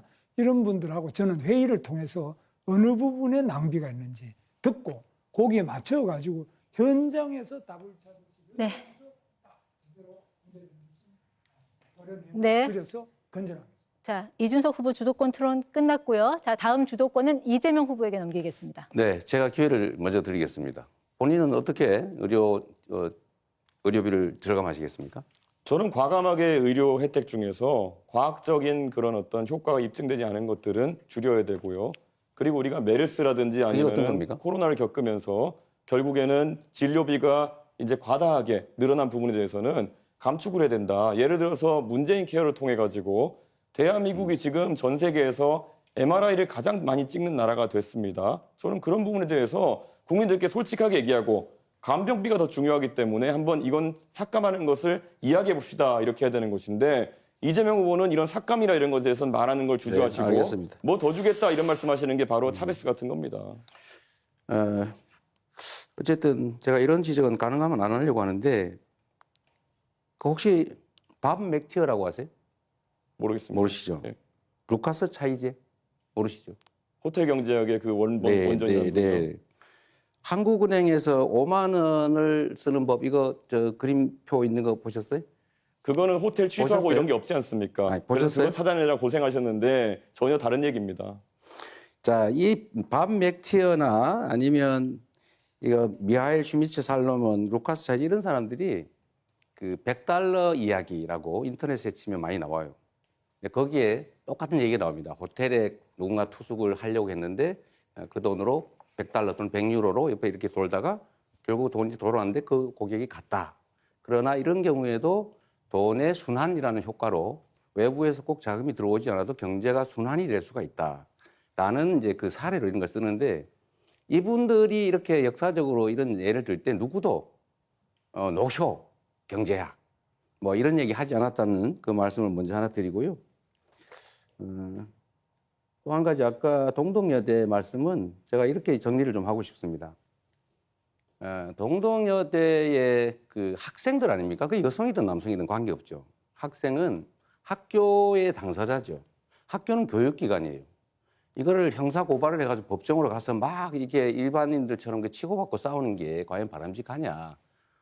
흥정은 붙이고 싸우면 말리라는 얘기처럼 그거는 국회에 국회의원들이 뭐 어떻게 했는지 잘 모르겠습니다만 조정을 해서 고소 취하하게 하는 것은 바람직하다고 생각하고요. 다만 그 과정에서 뭐 위압적이거나 뭐 권력을 남용하거나 이렇게 하면 뭐 그건 안 되겠죠. 근데 그거는 저희가 확인 안 됐으니까 그렇게 말할 건 아닌 것 같습니다. 네, 지금 토론 주제는 초고령 네, 사회 대비 알겠습니다. 연금 뭔 의료 얘기를 하시는 개혁입니다. 겁니까 지금? 예. 제가 말씀 좀 드릴게요. 연금 개혁 관련해서 저는 이 연금 문제가 정말로 복잡해서 어떤 정권도 하지 않으려고 하는 일 아닙니까? 다 회피했죠. 그러나 이 완벽한 모두가 만족하는 연금 개혁안은 없지요. 저는 이준석 후보께서 뭐 이게 잘못됐다 이렇게 얘기해요. 뭐 잘못됐다고 지적할 수 있죠. 그럼 어떻게 할 수 있었느냐? 본인이 주장하는 각종 이런 제도 이런 것들을 만들어내는 것이 과연 정치적 합의를 끌어낼 수 있겠냐? 그건 본인의 주장일 뿐일 가능성이 많죠. 현실을 좀 인정할 필요가 있겠다. 정치는 길을 만들어내는 거죠. 뭐 잘못됐다 비평하는 것은 그건 정치가 할 일이 아니라 그건 비평가들이 하는 거다는 말씀을 먼저 좀 드립니다. 그래서 그 얘기를 먼저 한번 해보죠. 저는 이번 연금 개혁이 모수 개혁이라도 해낸 것 자체는 안 하는 것보다 낫다고 생각해요. 안 하는 것보다는 나은 것이기 때문에 그나마 부족하지만 했어야 됐다라고 생각하고 있는 성과라고 생각합니다. 이제 앞으로는 이제 구조 개혁을 해야죠. 근데 쉽지는 않은 일입니다. 아마 엄청난 진통이 있을 테고 잘 될지도 잘 모르겠어요. 이제 노력을 해야 되겠는데 이런 면에서 보면 우리 그 이준석 후보님은 신구 연금을 분리하자. 그러니까 지금까지 연금 낸 사람들은 따로, 앞으로 낼 사람은 따로 이렇게 칸을 쳐가지고 새로 시작하자 이렇게 하시는데 그러면 기존 연금 대상자들에게 연금을 지급하려면 계산상 609조 원이 필요하다고 해요. 그럼 그 돈 누가 냅니까? 일단 그 문제에 대한 답이 좀 필요할 것 같고요. 연금 제도라고 하는 건 기본적으로 세대 간 연대를 하는 것입니다. 이거는 남이 아니잖아요. 부모도 있고 할아버지도 있고 자식도 있고 이게 서로 뭐 보험료도 내고 연금도 받고 하는 것인데 그런 식으로 자꾸 갈라쳐가지고 기존 제도 수혜자, 새로운 대상자 이거 자꾸 갈라치고 남녀 갈라치고 이런 식으로 하는 거 좀 정치인으로서는 적절치 않다고 생각하는데 어떻게 생각하세요? 말 그대로 개변을 하고 계신 거죠. 지금 사회적 연대나 세대 간의 연대 같은 걸 이야기하시는데 이번 합의 과정에서 과연 그러면 이득을 보는 세대는 어디이고 손해를 보는 세대가 어디인가 명백하거든요. 결국에는 지금 바로 소득 대체율을 올림으로 인해 가지고 받아가는 세대는 바로 받아가게 되고 네. 내는 세대는 4% 가까이 인상된 금액을 평생 내야 되는 것이고 그래서 5천만 원 더 내고 2천만 원 더 받아가는 구조다 이런 얘기가 나오는 거라서 대한민국의 젊은 세대는 가만히 앉아서 한 사람당 3천만 원 이상의 손실을 그냥 떠있게 된 거거든요. 네. 그리고 아까 자꾸 힘의 논리 같은 걸 얘기하시는데요. 본인들이 입법하는 것이 알겠습니다. 다수라 해가지고 옳은 게 충분히. 아닙니다. 법원 그렇게 겁박하고 하고 본인 방탄하기 위한 입법한다 충분히 해서 그게 말씀 옳은 게 되는 게 들었어요. 아니라는 말씀 드립니다. 네. 김문수 후보님은 어떠세요? 자동 조정 장치라고 하는 거를 도입하면 지금 연금 내는 사람은 언제 연금이 깎일지 몰라서 불안할 것 같아요. 네. 그 문제에 대한 대책을 좀 말씀해 주시고 어쨌든 저는 연금이라고 하는 기본적인 이념은 연대의 가치에 있다라고 생각해요. 나는 절대 손해 안 볼 거야 라고 하면 연금이 불가능하죠. 의견 한번 말씀 주시죠. 자동조동 장치는 국가가 상당한 부분을 책임져야 되는 장치인데 이것은 저는 필요하다고 봅니다. 특히 젊은 세대들이 여기에 대해서 매우 불안하게 생각하고 있기 때문에 자기들은 뭐 내기만 되고 나중에 빈깡통 되는 거 아니냐 이런 우려를 해소해 줄 수 있는 가장 적극적인 조치가 바로 자동조정 장치가 아니냐 네. 저는 그렇게 생각하고 우리 이재명 후보께서도 동의하실 줄 생각합니다. 저는 지금 단계로 그걸 도입하게 되면 연금을 내는 사람들이 불안해서 네. 연금에 대한 신뢰가 깨질 것 같아요. 지금 이미 연금 액수가 너무 적고 아직도 우리는 13% 정도를 내게 되는데 되게 OECD 평균 18% 아닙니까? 네. 네, 발언 시간 끝났습니다. 이재명 후보님. 바로 이어서 김문수 후보 주도권 토론이니까요. 예, 계속 이어가 주시죠. 저는 이제 퇴직연금을 지금 많이 하고도 있지만 이것을 의무화할 필요가 있다. 그래서 1층에는 국민연금, 2층은 퇴직연금, 3층은 개인연금 이렇게 해서 우리 국민 모두가 노후에 1, 2, 3층의 세 겹의 보호를 받을 수 있도록 하는 것이 매우 필요하다고 생각합니다. 그런데 이 퇴직연금은 대기업의 근로자들은 거의 적용되고 있지만 좀 작은 기업이 부족합니다. 이런 작은 기업들의 퇴직금을 연금화시키는 데는 목돈 마련이 필요한 근로자들에게 국가가 저리로 용자를 해준다든지 또는 그 목돈이 필요한 그 내부에 유보된 퇴직금을 자기 운영자금으로 쓰고 있는 중소기업인들에게 또 국가가 일정한 장기 저리 용자가 필요하다는 이런 것들을 주장을 하고요. 여기에 대해서는 우리 권영국 후보께서도 잘 동의하실 것 같은데 어떻습니까? 일단은 네, 뭐 연금 부분과 관련해서 이제 우리가 이 기간을 어떻게 설정하느냐에 따라 가지고 실제로 이 소득 대체율의 일정한 그 제한을 좀 풀어낼 수 있는 방법이 있다고 생각을 합니다. 어떤 거냐 하면 그 지금 이제 정년이 60세로 돼 있잖아요. 그러면 정년을 65세로 연장을 하고 이 기간을 국민연금의 가입 기간으로 늘리게 되면 그러면 실질적으로 가입 기간이 늘어남에 따라서 소득 대체액이 그만큼 증가하는 효과가 발생하죠. 네. 그래서 저 예. 시간이 짧아가지고 그 정도 말씀드리겠습니다. 네네. 그리고 다음에는 우리 이재명 후보에게 네. 말씀드리는데 이재명 후보께서 지난 작년 1월 달에 부산에 가셔서 불행하게도 그런 어려움을 겪으셨는데요. 저도 절대 그런 일이 재발돼서는 안 된다고 생각합니다. 그런데 부산대병원의 권역외상센터가 전국 1등의 병원 아닙니까? 네. 그런데 왜 그러면은 이재명 후보 본인께서 그때 부산대병원이 전국 최고 등급의 외상센터인데 서울대병원으로 옮기셨는데 이 과정에 또 이제 헬기를 타고 오셔가지고 네. 굉장히 이게 황제 헬기 아니냐. 저 사람 대통령 되기 전에 완전히 황제 행세를 하는 거 아니냐. 네. 그리고 저렇게 좋은 지방병원을 두고 왜 그러면 서울대병원으로 가느냐. 또 본인이 또 만든 성남의료원 또 있어요. 또 거기는 안 가요. 그러니까 본인이 그렇게 자랑하고 이게 자신의 최대 치적이라고 하는 성남의료원도 안 가고 또 서울대병원은 가요. 그래서 이런 부분에 대해서 국민들이 이거 이상하다. 어떻게 좀 해명을 한번 해주시죠. 네. 뭐 이런 해명을 할 수 있는 기회를 주셔서 감사드립니다. 네. 우선은 그 성남의료원은 왜 안 가느냐. 성남의료원은 아마 혈관 수술하는 그런 인력이 없을 것 같아요. 그럼 뭐 검토를 못 해봤고요. 제가 서울대병원으로 가게 된 것은 일단 우리 가족들이 결국 장기간 입원을 해야 되기 때문에 서울 근처로 하면 좋겠다는 의견을 냈고 또 의료진이 그러면 서울대로 후송하는 게 낫겠다라고 판단해서 그렇게 했다고 합니다.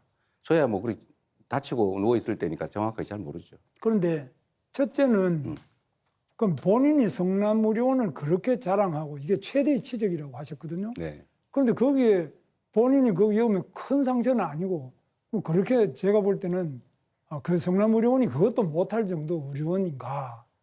성남의료원을 만든 그 굉장히 중요한 역할을 하신 분이 네. 그렇게 볼 때 그러면 제대로 이 성남의료원을 알고 계시는지 그거에 대해서 우선 어떻습니까? 성남의료원은 일반 병원들이 하지 않는 공공의료에 중점을 둔 병원이어서 이거는 뭐 그때 당시에 혈관 수술을 할 수 있는 역량이 있는지 제가 판단할 수 없고요. 두 번째로는 물어보지도 않으시고 잠깐 네. 네. 네, 하세요. 가능한 기회를 좀 주시면 좋지 않겠습니까? 두 번째로는 뭐 간단한 수술 이렇게 말씀하시는데 제가 동맥은 1mm를 벗어났고 정맥은 67%가 잘려서 1mm만 더 깊이 들어갔거나 옆으로 들어갔으면 사망하는 그런 상황이었다는 그 말씀을 좀 드립니다. 네, 좋습니다. 그 다음에 부산 지역에 있는 의사들이든지 부산대병원은 우리나라에서 굉장히 좋은 중증 외상센터, 권역별 외상센터가 있는데 부산대병원은 모든 수술 준비도 다 해놓고 자기들이 계속 1등급을 받고 있는 참 좋은 병원인데 우리 이재명 후보께서 헬기 타고 그냥 나 간다 이렇게 하니까 그 지역에서 의료에 계시는 많은 분들이 허탈하고 정말 굉장한 그런 모욕을 느끼고 우리 여기서 과연 제대로 진료를 할 수 있겠느냐 이런 어떤 공허하고 허탈한 생각에 대해서는 생각을 안 하셨는지요? 네. 부산 시민들이나 부산 의료진들이 그런 좀 박탈감이나 소외감을 느꼈을 그 점에 대해서는 뭐 그때도 그렇고 지금도 제가 아쉽고 또 죄송스럽게 생각합니다. 그러나 또 한편으로 보면 이거는 가족들이 가까이서 개호를 하고 싶다라는 이제 의견을 냈다고 하고 저는 뭐 쓰러져 있었으니까요. 의료진들이 이건 가족들의 요구도 있고 서울대 병원으로 후송하는 게 낫겠다라고 판단했다고 하니까 그 점을 좀 이해를 해주시면 좋겠어요. 그러면 후송을 하더라도 그럼 꼭 헬기를 타고 와야 되느냐? 그렇게 중증이고 그렇게 위험하냐? 그렇게 위험해서 헬기를 이용하지 않으면 안 될 정도였다면 부산에 그대로 계시는 게 맞지 않겠습니까? 그래서 그럼 누가 그러면 어떤 사람은 부산대병원이 전국 1등인데 거기도 싫다 그러고 가족을 찾아서 가는데 그러면 뭐 지방 가서 다친 사람 전부 헬기 타고 자기 가족 옆으로 서울도 다 가야 됩니까? 그래서 그런 말씀은 제가 볼 때는 굉장히 우리 국민들과 의료진을 허탈하게 하고 특히 지역 균형 100번 이야기해봐야 본인의 행동으로 실천 자체가 지역을 너무 무시하는 거 아니냐 이렇게 생각합니다. 네, 네 분 후보 모두 주어진 시간 다 쓰셨습니다. 공약 검증 토론 다음 주제로 넘어가겠습니다. 아마 요즘 우리가 가장 절실하게 피부로 느끼는 문제가 아닌가 싶습니다. 기후 위기 대응 방안입니다. 날이 갈수록 폭염, 혹한 등 극한의 기후와 이로 인한 자연재해가 잇따르고 있습니다. 이런 위기 상황에 대처하기 위해 각 후보들 어떤 생각을 갖고 계신지 에너지 정책 포함해서 기후 위기 관련 공약 들어보겠습니다. 이번에는 이준석 후보부터. 시간은 1분 30초입니다. 예, 카페에 가보면 종이빨대가 있습니다. 실제로는 종이빨대가 플라스틱 빨대보다 탄소 배출이 더 많고 인체에도 해롭다는 연구 결과도 있습니다. 그런데도 대통령의 고집으로 종이빨대를 강제하더니 플라스틱 빨대 생산 기업은 피해를 입었습니다. 근데 정권이 바뀌니까 또 정책이 바뀌어가지고 이번에는 종이빨대 생산업체들이 파산 위기에 몰렸습니다. 2001년 천성산 도롱뇽 사건 기억하실 겁니다. 터널이 생기면 도롱뇽이 피해를 입는다면서 어느 스님이 단식 농성을 하시는 바람에 시공업체는 140억 가까운 피해를 봤습니다. 고속철 개통은 1년 넘게 지연됐습니다. 결국 터널은 뚫렸지만 생태계에는 별다른 문제가 없습니다. 환경과 기후 대응은 매우 중요합니다. 하지만 과학적 근거가 부족한 환경 PC주의는 국가 정책을 왜곡하고 국민에게 피해를 줍니다. 대통령이 재난 영화 한 편 보고 감동해서 시작한 탈원전 정책은 전국의 농지와 임야를 태양광 패널로 바꿔놓고 운동권 마피아들이 태양광 보조금 받아 흥청망청하다가 결국 사법 처리를 받기도 했습니다. 이준석 정부는 다시 시작하겠습니다. 비과학적 환경주의가 아니라 과학과 상식 그리고 국제적 기준에 입각한 합리적 기후 정책을 마련하겠습니다. 정치는 감정이 아니라 이성의 바탕을 둬야 합니다. 네, 다음은 이재명 후보 공약 발표 시작하시죠. 네, 전 세계가 기후 위기로 곤욕을 치르고 있습니다. 전 세계의 전체적인 에너지의 흐름은 이제 화석연료에서 재생에너지로 넘어가고 있습니다. 우리나라도 재생에너지 산업으로 전환을 해야 됩니다. 그런데 이 직전 정부가 이 재생에너지 산업을 탄압하는 바람에 사실 우리나라의 재생에너지 산업은 매우 위축됐습니다. 전 세계가 대체적으로 30%에서 60, 70%씩 이제 재생에너지 비율을 가지고 있는데 우리는 여전히 9%대에 머물고 있습니다. R200, 그러니까 재생에너지로 생산한 제품만 산다가 국제표준이 되고 있는데 어쩌자는 건지 알 수가 없습니다. 탄소 국경세, 화석연료로 생산한 제품 거기는 부가금을 부과한다. 앞으로 수출을 어떻게 하겠습니까?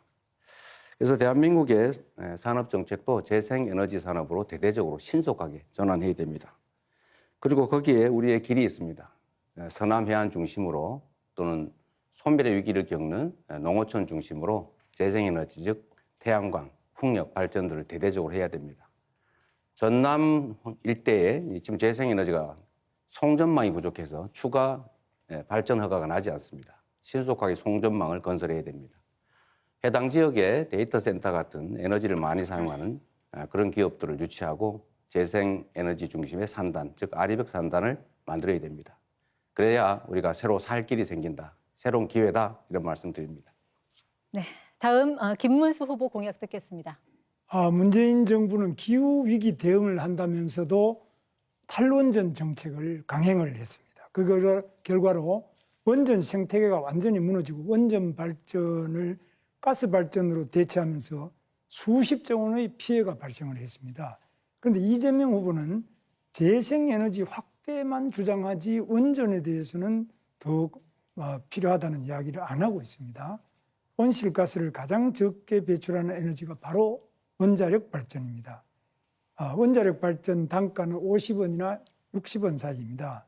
반면에 재생에너지 발전 단가는 300원이 이릅니다. 이 폭염으로 에어컨 사용이 늘어나고 AI 사용으로 전기가 많이 필요한데 이럴 때 값싸고 안정적이고 깨끗한 원자력 발전이 많이 준비하는 것이 국가 에너지 전략의 핵심이라고 생각합니다. 글로벌 기후 총회에서도 2050년 탄소 중립을 위해서 원전을 3배로 늘리자며 30개국 이상이 동참을 했습니다. 기후 위기 대응에서 원전을 외면하는 것은 불가능한데 이재명 후보는 원전이 위험하다면서 적절하게 섞자고만 합니다. 우리는 원전을 중심에 두고 조력과 풍력 같은 재생에너지도 병행하겠습니다. 네, 이어서 권영국 후보입니다. 네, 국민 여러분, 기후위기는 온실가스의 43%를 배출하는 10대 대기업과 부유층으로부터 발생합니다. 그러나 피해는 가난한 서민과 사회적 약자에게 전가됩니다. 지난 3월에 산불로 31명이 희생되고 서울 면적의 1.7배가 불타 없어졌습니다. 폭우와 홍수로 반지하방에 살던 가족이 죽고 여름 폭염으로 노동자, 농민, 어르신들이 쓰러졌습니다. 겨울 혹한에 비닐하우스에서 지내던 이주 노동자들이 얼어 죽었습니다. 저 권영국은 기후 불평등을 바꾸겠습니다.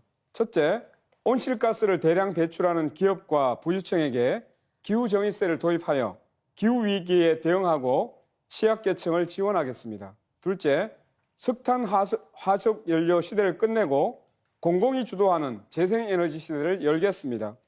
정의로운 전환법을 도입하여 노동자들의 일자리와 지역 주민의 삶을 지키겠습니다. 셋째, 부총리급의 기후에너지부를 신설하겠습니다. 넷째, 핵발전소 없는 대한민국을 만들어가겠습니다. 다섯째, 국가가 에너지전을 주도해야 합니다. 한국산업은행이 녹색투자은행의 역할을 하도록 하겠습니다. 달성하기 쉽지 않다는 것을 잘 압니다. 그러나 매우 절박합니다. 저 권영국은 매우 과감한 결단으로 기후행동으로 이 어려운 목표에 도전하겠습니다. 네, 마찬가지로 주도권 토론으로 이어갈 텐데요. 주어진 시간은 6분 30초입니다. 발언권은 먼저 이준석 후보한테 있습니다. 시작하시죠.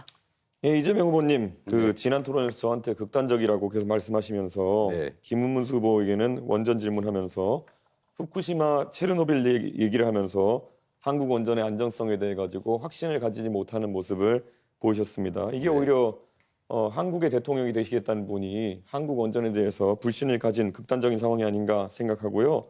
자, 그러면은 중국 원전에 대해서 한번 여쭤보겠습니다. 중국 동쪽 지역에는 원전이 많이 몰려 있고요. 이게 사고가 날 경우에는 대한민국의 직격탄인데 이건 어떻게 위험도를 평가하십니까? 저는 대한민국 원전을 불신한다고 한 바가 없어요. 안전성에 우려가 있다. 안전성에 우려가 있죠. 그 안전관리 비용이 엄청나게 많이 든다는 말씀을 먼저 드립니다. 사고는 잘 안 나겠죠. 그러나 사고가 날 경우에는 엄청난 피해가 발생할 수 있다. 그게 50년에 한 번이든 100년에 한 번이든 그 점을 고려해야 되고 중국 동해안에 원전들이 많이 있는 건 저도 아는데 그 점과 거기 원전 많으니까 우리나라에 원전 많아도 괜찮다. 그런 건 아니죠. 거기가 위험하니까 우리나라 위험해도 괜찮다. 그렇게 말하면 안 되는 거죠. 중국의 원전의 안전관리에 대해 가지고 특별한 대책이 혹시 있으십니까? 왜냐하면 지금 대한민국의 원전 산업이 수출 산업으로 유망하고 우리가 경험한 바로는 문재인 대통령께서 원전의 안전성에 대해서 꾸준히 의심하고 계시기 때문에 해외 세일즈 같은 것도 안 됐습니다. 근데 지금 이재명 후보의 발언대로라면은 대한민국 원전이 뭐 사고가 날 수 있기 때문에 결국은 안전하지 않다는 취지로 들릴 수도 있고 지금 결국에는 뭐 중국에 대해서는 별말 안 하실 것 같은데 어떻게 받아들여야 됩니까? 역시 제 말을 좀 왜곡하지 않으면 좋겠다는 말씀을 먼저 드리고요. 원전이 대한민국 원전이 위험하다, 더 불안하다라고 말한 바가 없어요. 그렇게 주장하지 않아요. 원전의 일반적인 위험성을 얘기하는 거죠. 또 원전이란 지금 당장은 싼 게 맞지만 폐기물 처리 비용이나 또 위험을 비용으로 환산했을 때 그걸 계산하면 엄청나게 비싼 에너지일 수도 있어요. 또 한 가지는 지금 이미 유럽에서는 원전 생산 원가보다 풍력 발전 원가가 더 떨어지고 있습니다. 그 예, 점을 고려할 알겠습니다. 필요가 있어요. 그거 다 감안해가지고 원전이 더 싸다고 제가 그때 말씀드린 거고요. 그 LCOE라는 단가로 말씀드린 거고요. 그리고 지금 미세먼지 문제 때문에 이재명 후보께서 중국과 일본과 협력하겠다는 취지로 말씀하셨는데요. 네. 미세먼지는 편서풍지대에서 서쪽에서 날아들어오는 것인데 일본과 어떤 협력을 하겠다는 건지가 애매하거든요. 결국 중국이 미세먼지의 원인의 대부분이라는 것을 말하는 데 있어가지고 일본이 개입할 여지가 있는지, 실제 일본 같은 경우에는 일본 대부분 지역이 중국발 미세먼지 영향권에서 벗어나 있습니다. 어떤 협력을 일본과 하시겠습니까? 글쎄요, 거기서 완전히 벗어나 있다는 것은 저는 우리 이준석 후보님의 일방적 의견 같고요. 그게 한반도까지는 피해를 끼치는데 일본에는 전혀 피해를 안 끼친다. 일본에는 아무 관심이 없다. 저는 그렇게 생각하지 않아요. 그리고 똑같은 피해 반경 안에 있기 때문에 저는 일본도 같은 입장에 있을 수 있기 때문에 일본과 협력해서 중국에 대응하면 우리 혼자 하는 것보다 훨씬 낫지 않겠느냐.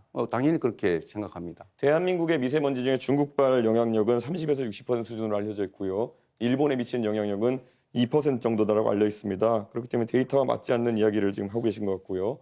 탈석탄, 감원전이라는 이야기를 하셨습니다. 그러면 이 안에서 보통 우리가 봤을 때 기저전력을 무엇으로 해결하겠는가라는 질문을 하게 되는데요. 네. 에너지 수요는 갈수록 AI와 로봇의 발달로 늘어날 텐데 탈석탄하고 감원전 하면은 기저전력 수요가 늘어나는 것엔 무엇으로 대응하시겠습니까? 지금 현재 상태도 원전의 비중이 32% 정도고 현재 상태로는 새로 짓는 것도 있기 때문에 지금 있는 것만 해도 2060년까지는 쓸 수 있는 상태고요. 그 사이에 재생에너지니까 뭐 풍력이든 태양광이든 이 재생에너지 비중을 대폭 늘리고 그 사이에 지금 막 급속도로 발전하고 있는 에너지 저장 시스템 이걸 최대한 활용할 필요가 있고 예를 들면 양수발전소라든지 이런 기존의 시스템을 알겠습니다. 활용할 여지가 많이 있죠. 양수발전소 같은 경우에는 또 다른 환경 파괴를 낳는다는 이야기가 있는데요. 결국에는 산을 깎아가지고 결국 많은 댐을 만들겠다는 것이고 그렇지 않습니다. 그럼 왜 그렇게 물리적 저장을 단정하세요? 하겠다는 기존의 것인데 양수발전소들이 있잖아요. 예, 그런데 양수발전소의 기존 용량을 그러면은 최대한 활용하겠다는 말씀이신데 부족한 용량 아니겠습니까? 안 짓고 하겠다고요? 그렇게 단정하지 말라니까요. 제가 언제 양수발전소 용량을 늘린다고 했습니까? 예. 그것도 하나의 예라는 거죠. 에너지 저장 시스템이라고 하는 것은 다양한 방식이 있을 수 있습니다.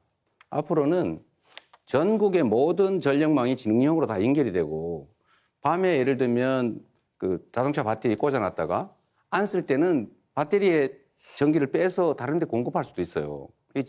전국의 지능형 전력망을 구축하게 되면 에너지 낭비도 적고 그런 간헐성도 상당히 많이 극복할 수가 있습니다. 결국 V2G 이런 것들 얘기하시는 것 같은데 그게 현실화되려면 우리나라에 현재 보급된 충전기 구조 같은 것도 다 바꿔야 되는 것이고요. 그리드 다 바꿔야 되는 거기 때문에 너무 가볍게 말씀하시는 것이 아닌가 이런 우려가 좀 있습니다. 이재명은 합니다라고 하면서 대선 출마 선언하신 다음에요. 쌍방울의 지주회사였던 광림이 사업 다각화한다고 하면서 임시주총을 열고 풍력 발전과 태양광 발전을 사업 목적으로 추가합니다. 그래서 결국에는 올해 25년 1월부터는 재생에너지 유지보수 사업을 본격화한다고 있습니다. 이 광림의 투명 경영을 담당하는 분이 황윤석이라는 분인데 이분이 감정평가사로 후보님 성남에 시장하실 때 성남에서 부동산 업무하셨던 이준석 분입니다. 후보님 예. 45초 남았는데 한 분에게만 질문하셨어요. 이런 분의 이름이 같이 나오는 것에 대해 가지고 재생에너지 관련해 가지고 혹시 이재명 후보가 대장동이나 아니면 여러 사건에서 결국 사적인 이익을 추구한 것이 아니냐는 의심을 받는 것처럼 또 다른 의심을 받을 수 있다. 저는 그런 생각을 하고 있습니다. 네, 다른 후보 답변 시간 30초 보장해 주셔야 됩니다. 예, 그러면 권영국 후보님께 질문 드리겠습니다. 예, 지금 ESS를 이재명 후보께서 말씀해 주셨는데요. ESS 자체가 화재 사고가 빈번하기 때문에 어쩌면 지역별로 좀 혐오 시설 또는 기피 시설이 될 수 있다는 얘기가 있습니다. ESS가 기피 시설이 되면 이재명 후보 아이디어는 어떻게 실현할 수 있을까요? ESS 시설은 기술 발전으로 많이 이제 발전하고 있지 않습니까? 제가 자동차와 전기차를 타고 있는데 기존에 화재가 많이 났어요. 그리고 저장량도 매우 적었습니다. 지금 발전하고 있습니다. 고려해야죠. 네, 시간은 끝났는데 잠시 후에 권영국 후보 주도권 토론이 있으니까 못다한 답변은 그때를 또 활용하시면 되겠습니다. 다음 주도권 토론은 이재명 후보입니다. 네. 저는 이준석 후보식으로 모든 것을 비관적으로 보고 지금 ESS 시스템 배터리에 문제가 있으니까 앞으로 대책이 없다 이렇게 얘기하는데 기술 발전의 속도는 정말로 엄청나게 빠르다 이 말씀을 먼저 하나 드립니다. 그리고 우리가 언젠가는 재생에너지 사회로 전환해야 돼요. 그걸 어떻게 자꾸 부정을 하고 이상한 소리를 하십니까? 그 황모 씨인지는 뭐 제가 알지도 잘 모르겠는데 뭘 하는 사람인지 모르십니까? 잘 모르겠어요. 자, 제가 김문수 후보님 한번 여쭤볼게요. 원전 비중을 60%로 하겠다고 하신 것 같아요. 네. 그런데 원전 하나 짓는데 보통 10년에서 15년 정도 걸립니다. 네. 그럼 앞으로 10년, 15년 후에 이제 원전 비중을 올리겠다 그 말씀 같아요. 지금 있는 거는 어차피 있는 거잖아요. 아리백이 뭔지도 아실 거예요. 네. 그런데 아리백의 전원, 그러니까 에너지원 중에 원전은 포함 안 되는 거 아시죠? 네. 그러면 원전을 60%씩이나 하면 앞으로 아리백, 그러니까 재생에너지로 생산된 제품만 사겠다는 이런 글로벌 기업들의 수요에 맞춰서 우리 기업들이 거기다가 맞춰서 재생에너지로 생산해야 되는데 그거 어떻게 감당하실 생각이세요? 원전의 비율은 뭐 지금도 원전 중에 쓸 수 있는 건데 아주 제대로 못 쓰고 있는 것도 있기 때문에 이런 것들은 점검해서 다시 그동안 다 수리해 놓은 거 이런 것도 안 쓰고 있는 게 있습니다. 그런 것도 빨리 가동을 시키고 재생에너지 부분 아리백은 사실 불가능한 겁니다. 그 자체는 좋은 구호이기는 하지만 아리백이 될 수 있다. 이거는 상당한 시간이 지나기 전에는 안 되는 것이기 때문에 그걸 당장에 뭐 가능한 것처럼 이렇게 말하는 거는 현실을 모르는 소리라고 생각합니다. 그야말로 우리 김문수 후보님이 현실을 모르시는데요. 그건 우리가 감당할 수 있느냐 없느냐와 아무 관련이 없어요. 네. 이미 글로벌 기업들이 그렇게 정했어요. 그리고 재생에너지로만 생산한 것만 산다. 이 원칙을 정했잖아요. 그걸 이미 하겠다는데 그럼 거기 우리는 못한다 그러면 수출 못하는 거죠. 정말 대책 없는 말씀이라는 그거는 지적을 한번 꼭 하고요. 그렇지 않은 다른 잠깐만요. 많은 그 내용이 잠깐만 있습니다. 계십시오. 그리고 또 한 가지는 탄소 국경세라고 하는 그 제도를 넘으려면 역시 화석 연료를 뺀 재생에너지 비중을 높일 수밖에 없어요. 피할 수 없는 길입니다. 그러면 화석 연료로 쓰는 건 앞으로 제재가 있으니 안 되고 원전을 60%라고 그러면 어떻게 하시려고 그러세요? 한번 생각을 좀 깊이 잠깐만요. 좀 깊이 해주셨으면 좋겠다는 생각이 들고요. 그래서 역시 김문수 후보님도 지금은 그렇게 말씀하시지만 또 다른 데서는 에너지 고속도로, 국도 지방도로를 만들어서 에너지 산업을 키우겠다. 이렇게 말씀하셨어요. 그렇습니다. 원전 60% 하시겠다면서 또 이 말씀하셔서 다행스럽다고 생각합니다. 그래서 이거와 관련해서 제가 의견 좀 말씀드려 볼게요. 저는 이게 매우 훌륭한 공약이라고 생각해요. 그러니까 지금은 송전망, 전력망이 부족해가지고 호남 같은 경우는 2031년까지 재생에너지 발전을 금지해놨잖아요. 추가 그걸 안 해준단 말이에요. 그러니까 그 에너지 고속도로라고 하는 게 뭐 서울 가는 고속도로를 말하는 건 아니고 조밀하게 고속도로들, 고속 송전망들을 만들어서 어디서나 재생에너지 생산할 수 있게 생산해서 쓰는 거 쓰다 남은 것은 팔 수 있게 이렇게 해주자는 것이잖아요. 맞죠? 네, 맞습니다. 네.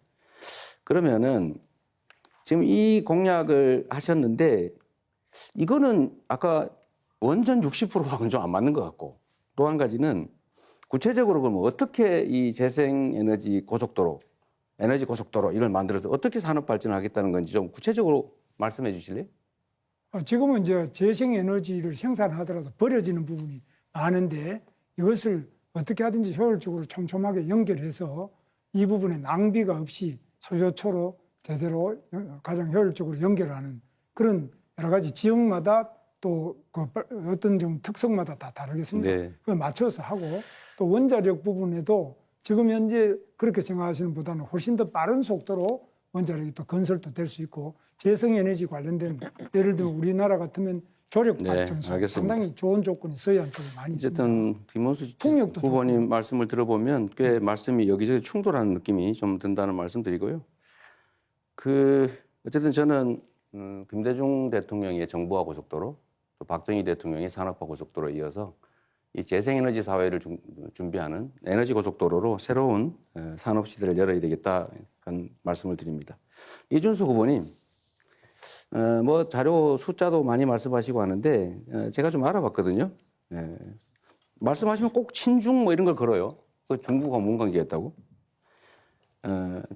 저는 가끔씩 그런 생각이 들어요. 이 젊으신 분인데 생각이 매우 올드하지 않냐 이런 생각이 들 때가 있습니다. 국제적인 것 같은데 매우 편협하다 이 생각이 들어요. 문제점 지적은 하는데 좀 대안이나 자기 정책을 분명하게 말씀하시는 게 부족하지 않을까 그 생각이 들어요. 일단은 전에 말씀하셨던 것 중에요. 폭력 산업이 중국을 위한 거다. 폭력 산업은 이렇게 말씀하셨잖아요. 그런데 제가 알아보니까 지금 운영 중인 국내 폭력 업체가 5개인데 지난 3년간의 정부 입찰에서 선정한 10개가 있어서 15개가 있어요. 이 폭력 산업 시설 중에서 국산 터빈이 2곳이고 나머지는 국산과 유럽산이래요. 중국산은 2개밖에 없다는 거예요. 또 한 가지는 지난주에 5월 16일 가동한 5번째 신안 폭력단지 이거는 답변 시간 30초 보장해 주셔야 됩니다. 네, 그럴 겁니다. 터빈 너무 웃겨야 됐군요. 자, 전체적으로 계속 이게 중국이라는 단어만 좀- 나오면 본인이 친중이 아니라고 좀 항변하시는데요. 말씀하십시오. 그럴 필요 네. 없고요.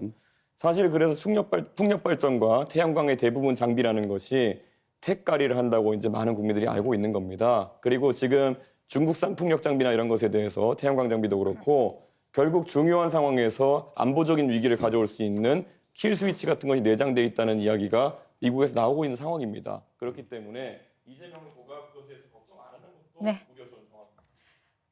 네, 다음 주도권 토론 김문수 후보 시작하시죠. 그렇습니다.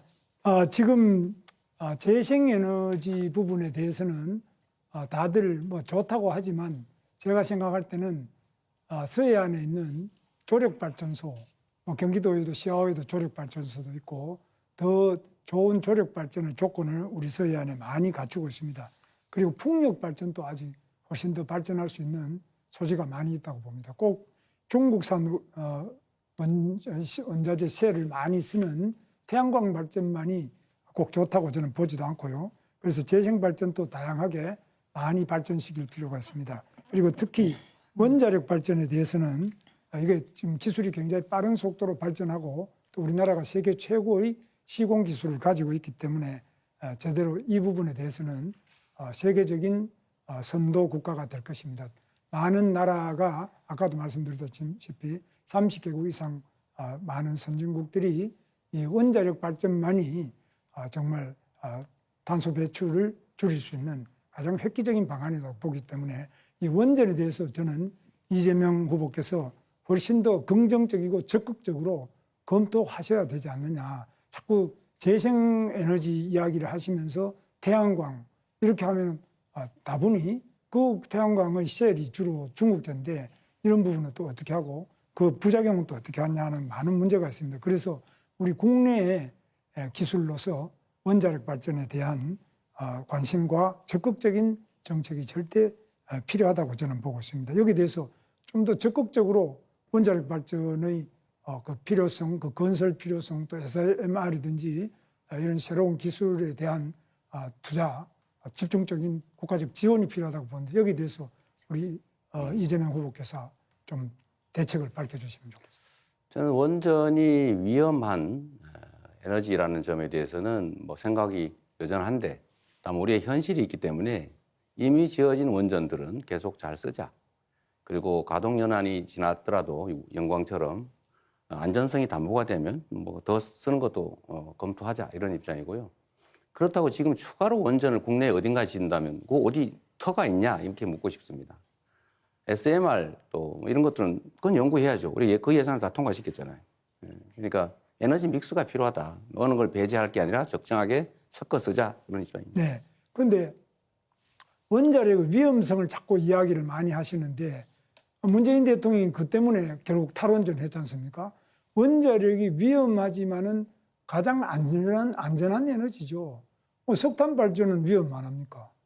위험 안 한 게 어디 있습니까? 그러면 재생에너지가 위험 안 합니까? 그래서 그 안전성을 자꾸 이야기하면서 원자력 발전의 위험성을 무슨 판도라 영화 같은 거 이런 것처럼 그런 공상 과학 영화 이런 것들을 보고 그거 굉장히 위험하다. 아니면 과거에 기술이 아주 부진할 때 그때 원자력이 위험하다는데 원자력 혹시 안전연구소라든지 원자력 발전하는데 이런 데 가보셨습니까? 꼭 그걸 가봐야 아는 것은 아닌데 가봐야 좀 가보지는 알죠. 않았어요. 가보지는 않았지만 네. 실제로 그 처리 후 연료, 그 핵폐기물, 그거 정말 위험하잖아요. 처리 못하고 지금 쌓아놓고 있지 않습니까? 또 실제로 폭발 사고는 안 날 거라고 다 조심했죠. 일본인들 조심하지 않았겠어요? 최선을 다했겠죠. 그러나 폭발했고 결국은 지금 한반도까지 피해를 입히는 게 현실이다. 근데 잠깐만요. 예. 체르노빌도 마찬가지죠. 지금 다른 나라에 이 사고들이 많기 때문에 가급적이면 재생에너지로 비중을 올린 게 맞다. 이런 네, 말씀드립니다. 그런데 후쿠시마는 그 폭발한 게 아니지 않습니까? 그건 해일로 인해 가지고 바다 속에 지진이 로 인한 해일 때문에 그것이 누수가 되고 많은 문제가 발생한 것이 원자력 발전소가 폭발한 것도 아니고 우리나라 원전의 시공 능력은 세계 최고 수준 아닙니까? 그래서 저는 이재명 후보께서 앞으로 정책을 하시더라도 반드시 현장을 가봐야 된다. 원자력이 위험하다고 하려면 원자력 발전소로 가보든지 원자력 연구소도 대전에 가실 때 한번 들러보세요. 그리고 경상도 가시면 표만 보지 말고 원자력 좀 가보셔야지만 거기서 저 사람이 정말 제대로 미래를 알구나. 그거 뭐 얼마나 고리, 경주 뭐 또 울진 얼마나 원자력이 많습니까? 가시는 김에 뭐 한번 들러가지고 이게 정말 안전하냐, 사실이냐 이렇게 확인하는 것이 절대 필요하다고 보고요. 우리 이준석 후보님 어떻습니까?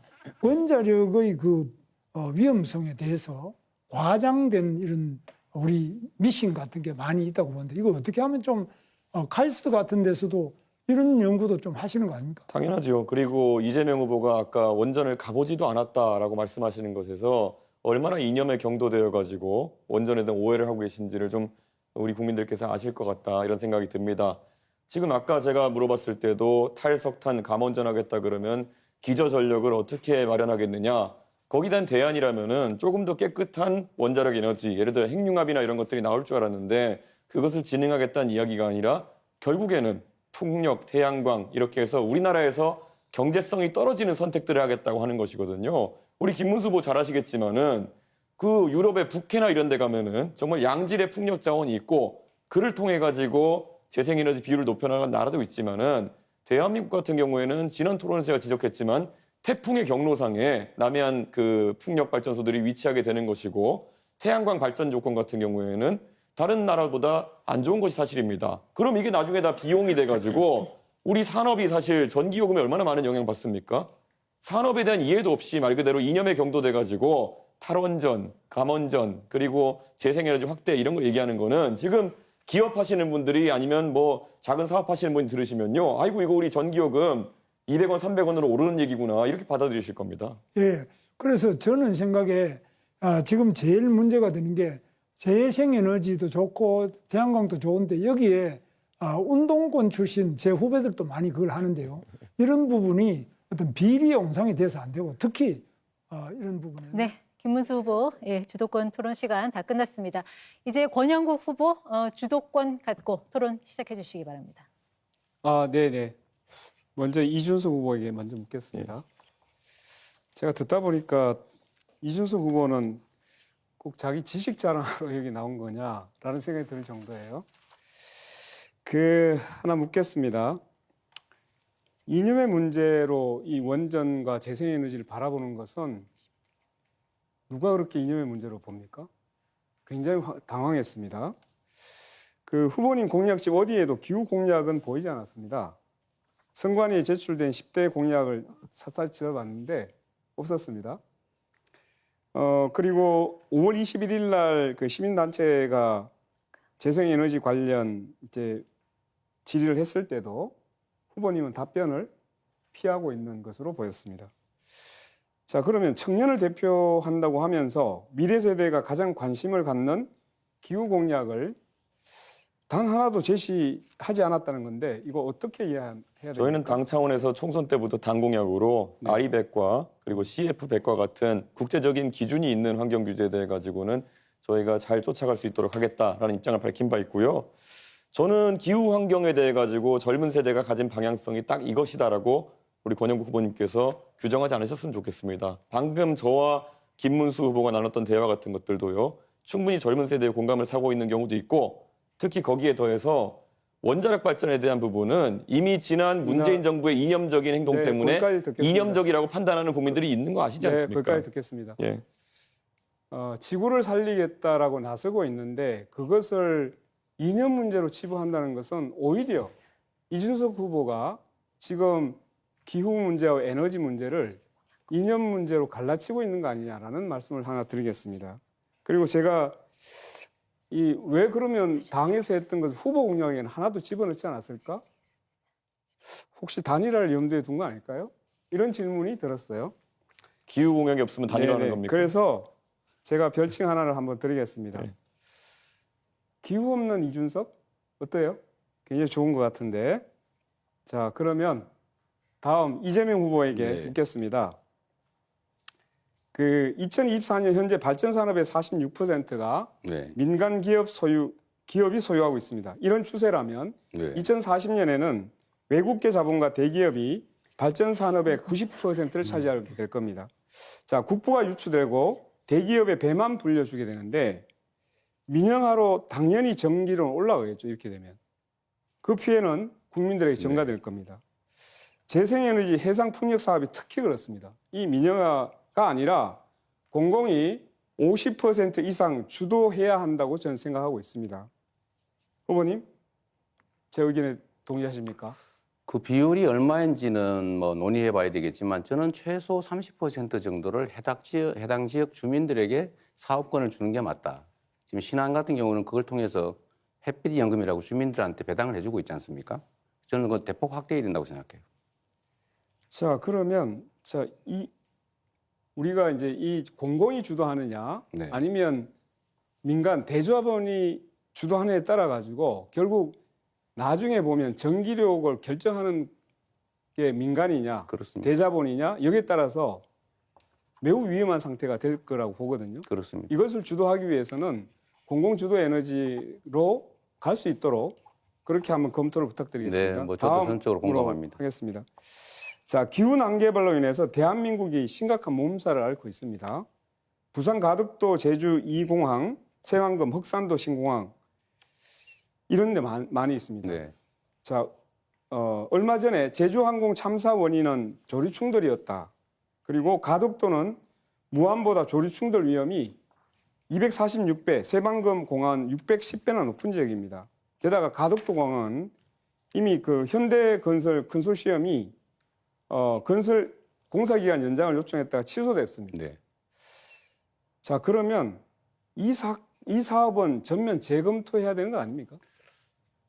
여러 가지 논란들이 있지만 이게 이제 오로지 경제적 요인만으로는 판단할 수가 없고 이 정치적 요인들도 분명히 있거든요. 근데 이게 만약에 가덕도 신공항을 취소하는 상황이 발생하면 이 국토 균형 발전이라고 하는 그 전략적 목표 또 지역 소외 또는 정치적 분란 이런 것들 때문에 더 큰 손실이 발생할 것 같아요. 어쩔 수 없이 그냥 진행을 보완해 가면서 해야 되지 않을까 싶습니다.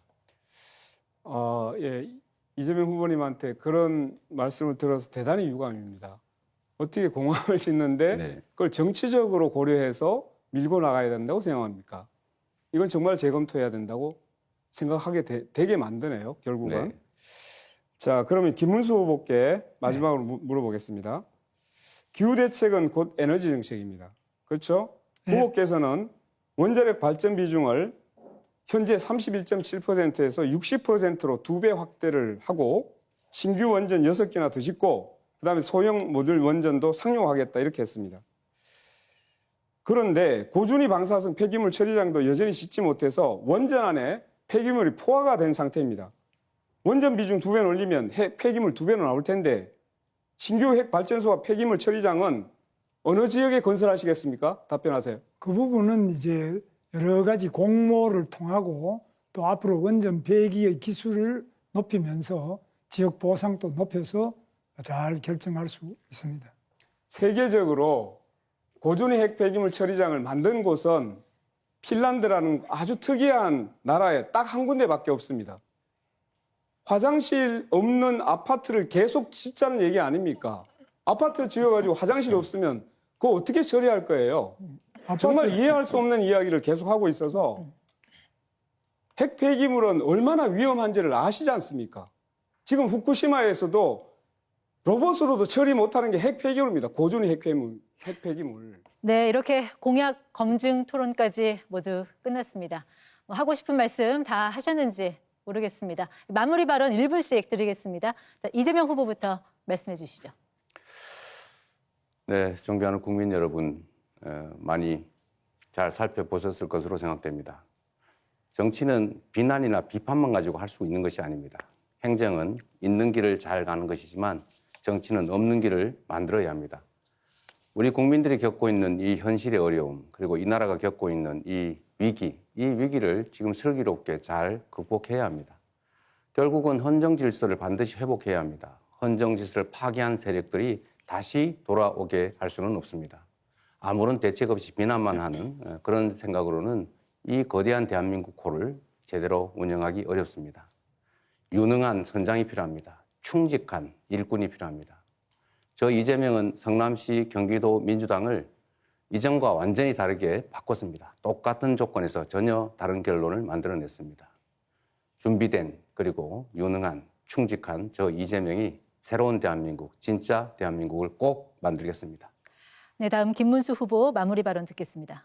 국민 여러분, 지금 우리는 독재냐 민주냐, 총통제냐 분권형 대통령제냐 이 갈림길에 서 있습니다. 우리나라 대한민국의 민주주의 위기입니다. 저는 민주화를 위해서 평생을 살아온 사람인데 지금처럼 모든 국민이 함께 위기의식을 공유하는 때는 없었습니다. 지금 민주당은 입법 독재를 넘어서 사법 독재, 삼권 독재로 치닫고 있습니다. 대법원장까지 탄핵하고 청문회하고 또 대법관 숫자를 늘리겠다. 온갖 지금 횡포를 다 부리고 있습니다. 대통령까지 된다면 이런 사람들이 입법행정 사법을 모두 정하게 해서 이재명 독재, 바로 총통 독재를 할 수 있지 않겠습니까? 누가 막을 수 있겠습니까? 국민 여러분, 6월 3일 저 김문수와 함께 이 대한민국의 민주주의를 지키고 독재를 막아냅시다. 감사합니다. 네, 다음 권영국 후보입니다. 국민 여러분, 오늘 토론만으로 다 담지 못한 절박함이 많이 남아 있습니다. 지금 하나오션 조선 하청 노동자 김영수 70일째, 세종호텔 해고 노동자 고진수 100일째, 구미 한국옵티칼 해고 노동자 박정혜 502일째, 아직도 하늘에서 고공농성 중입니다. 식량 주권이 위협받는 농촌, 농민들은 자기 결정권과 참여 농정을 요구하며 절규하고 있습니다. 성소수자들은 여전히 차별과 배제로 고통받고 있습니다. 민주유공자법 육아협 부모님들, 차별과 싸우는 장애인 활동가들, 비동의 강간죄를 요구하는 성폭력 피해 생존자들, 직장 내 괴롭힘 피해자 고오요한나 유가족들, 시간이 없어서 다 말하지 못해 너무나 가슴이 아픕니다. 저 권영국과 민주노동당은 이들에게 기댈 언덕이 되겠습니다. 저에게 힘을 모아주십시오. 감사합니다. 끝으로 이준석 후보 마무리 발언입니다. 오늘 토론은 어떻게 보셨습니까? 선택은 하셨습니까? 국가 재정을 아무데나 펑펑 쓰자는 후보입니까? 아니면 꼭 필요한 곳에 효율적으로 쓰자는 후보입니까? 저는 오늘 노무현 대통령 서거 16주기를 맞아 그분의 말씀으로 이 토론을 시작했습니다. 그리고 이제 다시 그분의 말씀으로 토론을 마무리하고자 합니다. 부끄러운 줄 알아야지. 나라를 이렇게 엉망으로 만드는데 공동의 책임이 있는 사람들이 빨강과 파랑으로 옷 색깔만 다르게 입고 나타나서 서로 권력을 다투는 염치 없는 세상에서 노무현 대통령의 목소리를 꾸짖습니다. 정말 부끄러운 줄 알아야지. 양쪽 껍데기를 말끔히 청산하고 이제 새로운 세대가 나라의 미래를 책임질 시간입니다. 저 이준석이 나아갈 길 멀고 험해도 깨치고 나아가 끝내 이기겠습니다. 도와주십시오. 네 분 모두 수고하셨습니다. 아쉬움도 있겠지만 또 다른 기회가 생길 테니까요. 중앙선거방송토론위원회가 주관하는 마지막 후보자 토론회는 5월 27일 화요일 저녁 8시 정치 분야를 주제로 열립니다. 자, 이번 선거 대한민국의 미래를 결정하는 중요한 날입니다. 마지막 토론까지 관심 있게 지켜봐 주시고 또 적극적으로 참여해 주시기 부탁드리겠습니다. 오늘 토론회는 여기서 마치겠습니다. 여러분의 판단에 자그마한 도움이 됐길 바라겠습니다. 여러분 안녕히 계십시오.